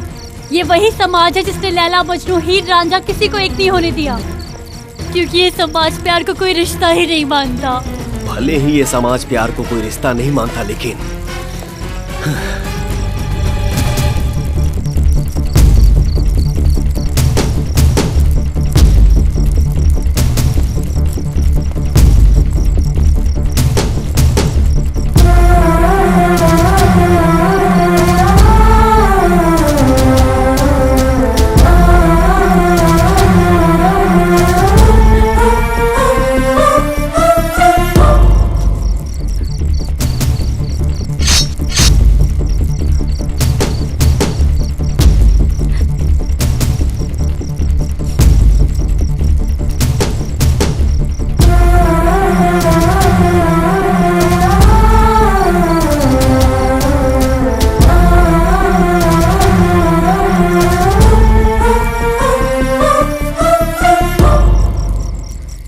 तो इस रिश्ते को मानेगा ना? आज से तू हमार मेहरारू हो।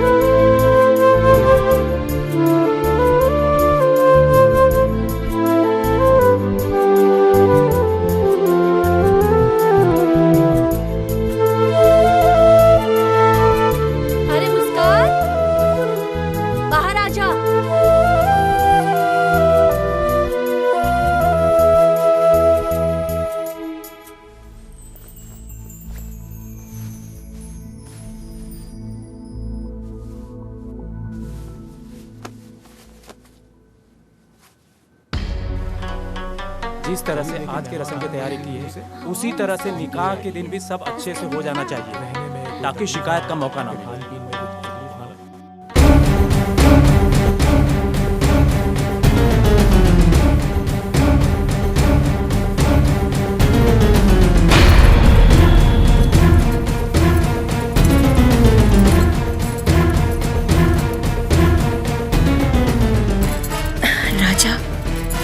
अब तो मुस्कान की भी शादी हो जाएगी। उसके निकाह के बाद तुम तो अकेले हो जाओगे।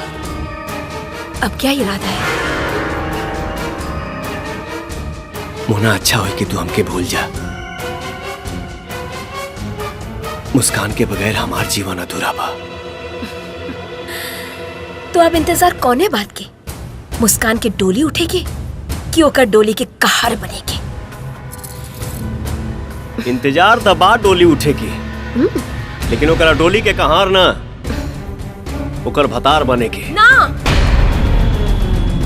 तोहरा हाथ से केहू और की मांग में सिंदूर ये हम ना देख सकीले। अच्छा, हम यहाँ शतरंज के पासा फेंकिए ना, तोहरा के लेके जाए लालवानी, और हम तोहरा के लेके जाए। चला हमरा साथे, चला।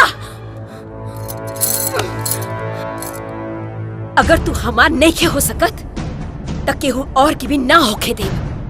चाहता नहीं सुल्तान के सब कुछ बतावे। मोना, जी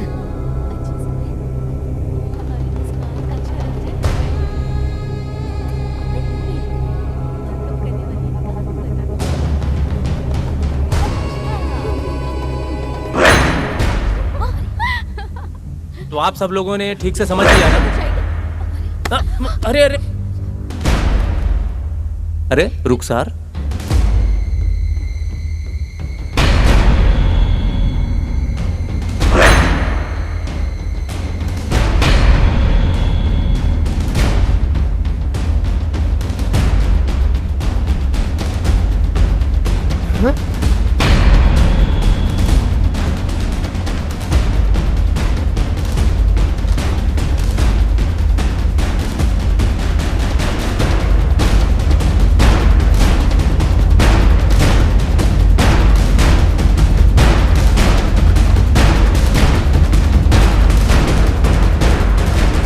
मुस्कान, पाकिस्तान में कोई हिंदू ये हिमाकत कर नहीं सकता।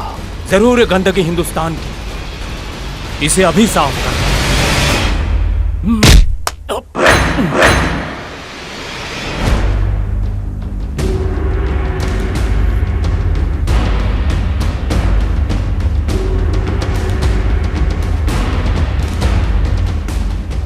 सेनूर जब माता जी के चढ़ेला तो पवित्रता बढ़ेला। यह सेनूर जब हनुमान जी के चढ़ेला तो धरती कापेला, और यह सेनूर जब कोनो लड़की के मांग में पड़ेला तो सुहागिन बनावेला। जब तक एक सुहाग के शरीर में जान बा तू का पूरा पाकिस्तान भी एक मांग के सेनूर ना मिटा सकेगा। तो फिर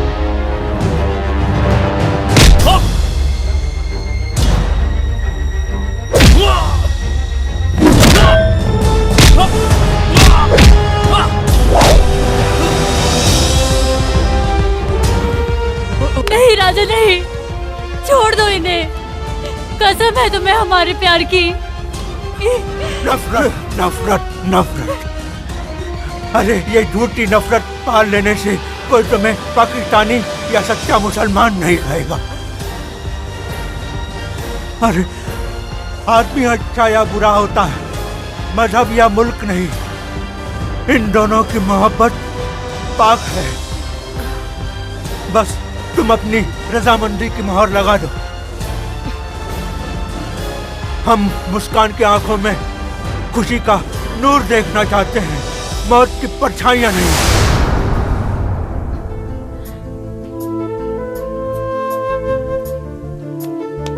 दादा पो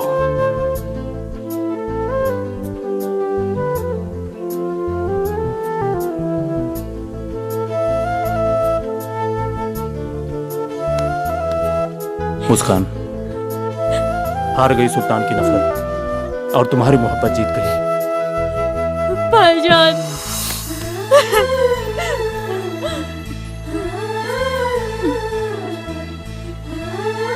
राजा,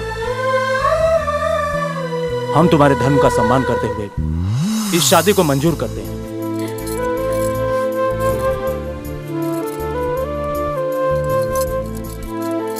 लेकिन अपने मजहब का भी अपमान नहीं कर सकते। भाईजान, मुस्कान, हम तुम दोनों का निकाह करके ही हिंदुस्तान भेजेंगे।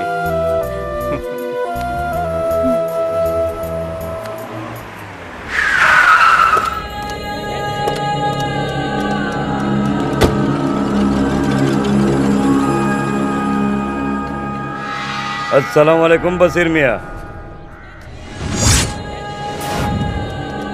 तशरीफ रखिए।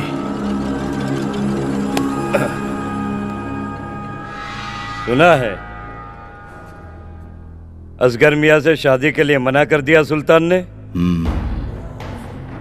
साला बोलता है मर सकता हूं लेकिन अपनी जुबान से मुकर नहीं सकता। अपनी आबरू को हिंदुस्तान भेजेगा कमजर। ये सब उस हिंदुस्तानी की चाल है। जबान तो उसने असगर मियाँ को भी दी थी, शादी की उसने असगर से। आखिरकार है तो हिंदुस्तानी, कोई भरोसा नहीं है हिंदुस्तानियों का। हिंदुस्तानी मुजाहिदीन इन सालों की फितरत है कि ये जिस थाली में खाएंगे उसी में छेद करेंगे। मैं तो कहता हूँ इनके पर और फैले, इससे पहले इन हिंदुस्तानी मुजाहिदीनों के परों को कतर देना चाहिए।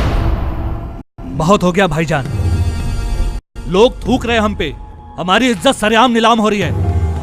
काट छपाए हम और निकाह करे कोई और, सपना देखे हम और सुहाग रात और कोई मनाए। ऐसा नहीं होगा असगर मियां।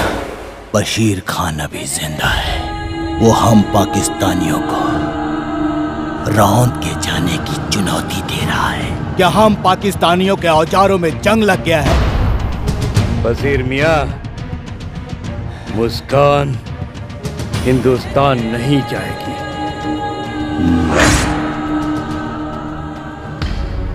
निकाह कबूल है? कबूल है। निकाह कबूल है? कबूल है। निकाह कबूल है? कबूल है।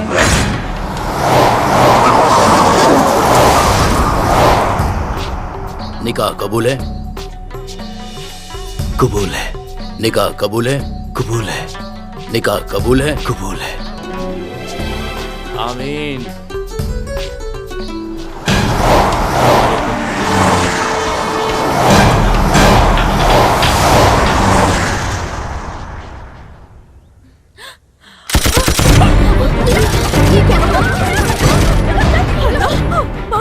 राजा, तुम मुस्कान को लेकर निकलो। नहीं, राजा मेरी बात मानो, तुम मुस्कान को लेकर निकलो। राजा तुम मुस्कान को लेकर जाओ। नहीं, मर्द भागता है मैदान छोड़कर, हिंदुस्तानी लड़ता है जान ठोककर। राजा मेरी बात मानो, मुस्कान को लेकर जाओ। तुम्हें तुम्हारे प्यार की कसम। राजा तुम्हें तुम्हारे हिंदुस्तान की कसम।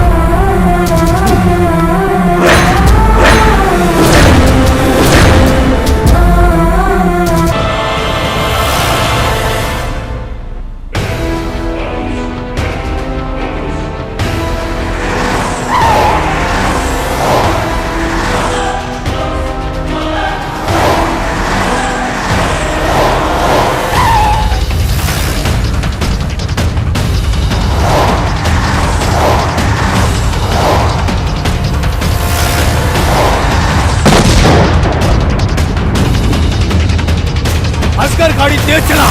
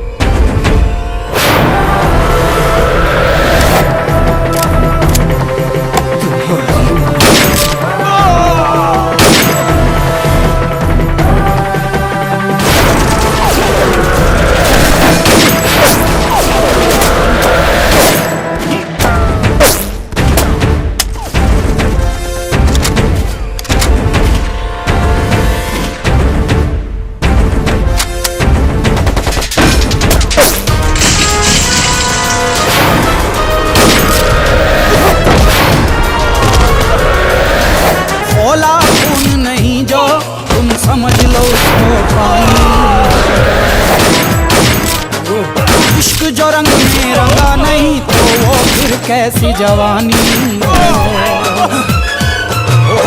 खोला खून नहीं तो तुम समझ लो उसको पानी है। इश्क जो रंग में रंगा नहीं तो वो फिर कैसी जवानी है। पाकिस्तान में त्रेता युग वाला वो नाम चाहिए। पाकिस्तान में त्रेता युग वाला वो नाम चाहिए। सीता नहीं मिलेगी कैसे एक राम चाहिए। सीता नहीं मिलेगी कैसे राम चाहिए।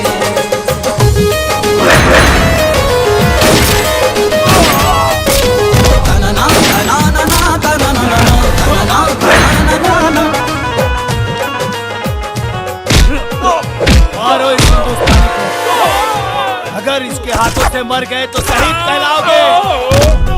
बारूद बदन बन जाए इश्क बने चिंगारी है। एक हिंद का बेटा देखो सब पे भारी।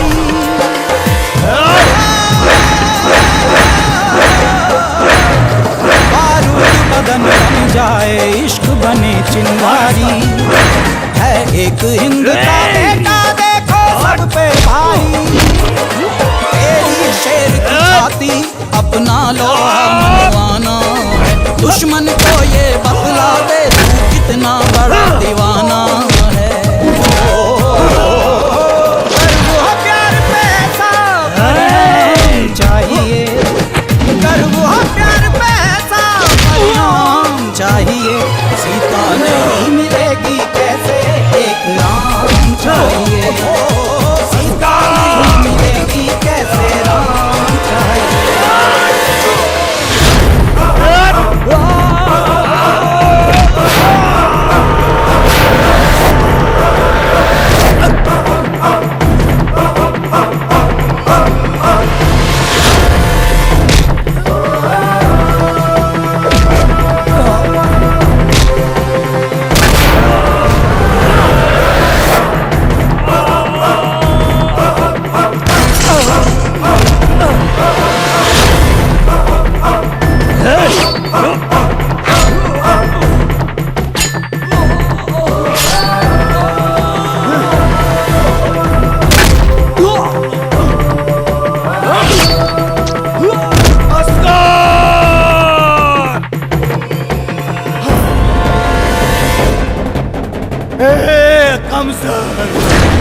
हिंदुस्तान से पाकिस्तान तक तूने बहुत दर्द दिया है।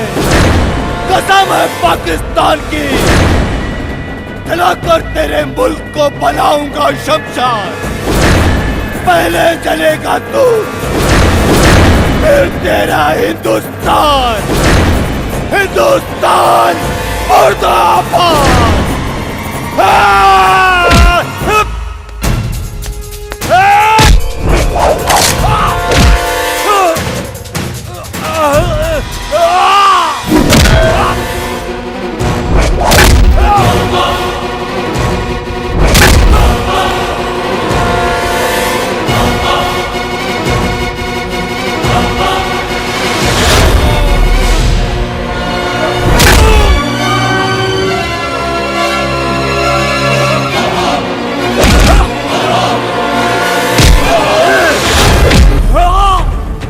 हर पाकिस्तानी बोलता है कि जला देंगे।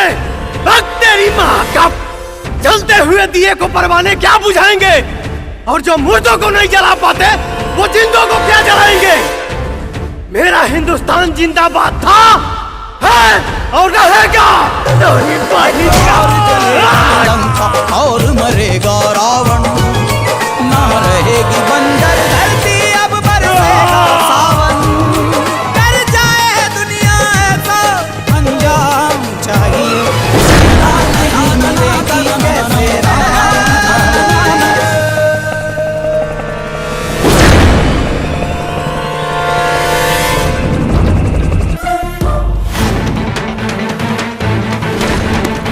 मोना, तुम ठीक तो हो ना?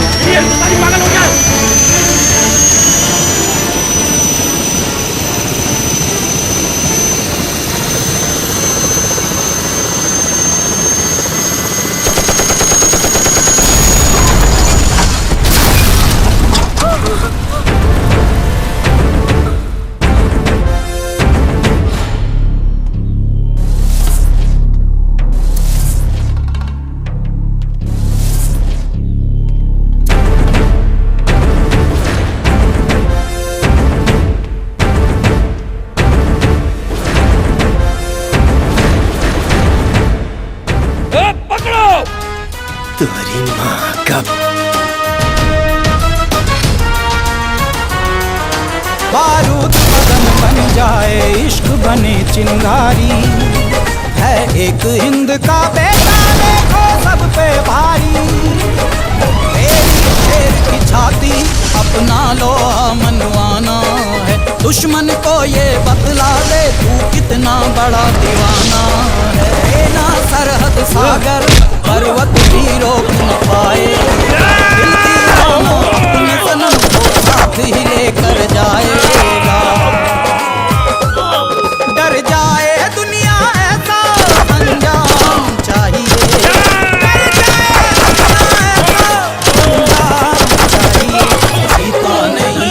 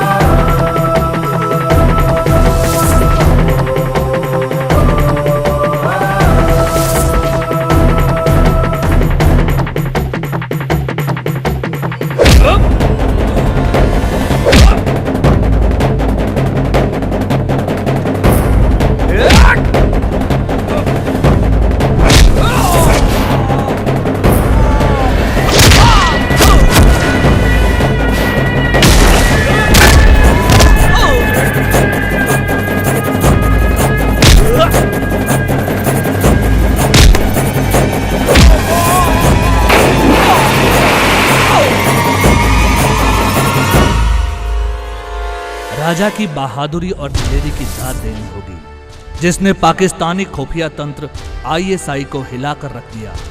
ये अदालत राजा और मुस्कान के सच्चे प्यार का सम्मान करते हुए मुस्कान को भारतीय नागरिकता प्रदान करती है और इसी के साथ राजा और मुस्कान के सुखद वैवाहिक जीवन की कामना करती है।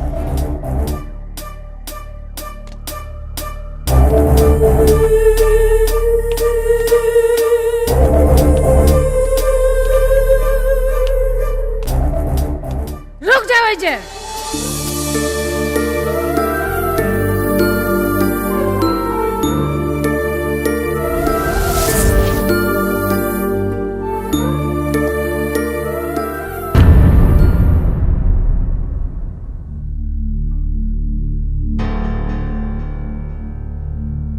माई, ये दुनिया में सब इंसान बराबर बाड़े, का हिंदू और का मुसलमान।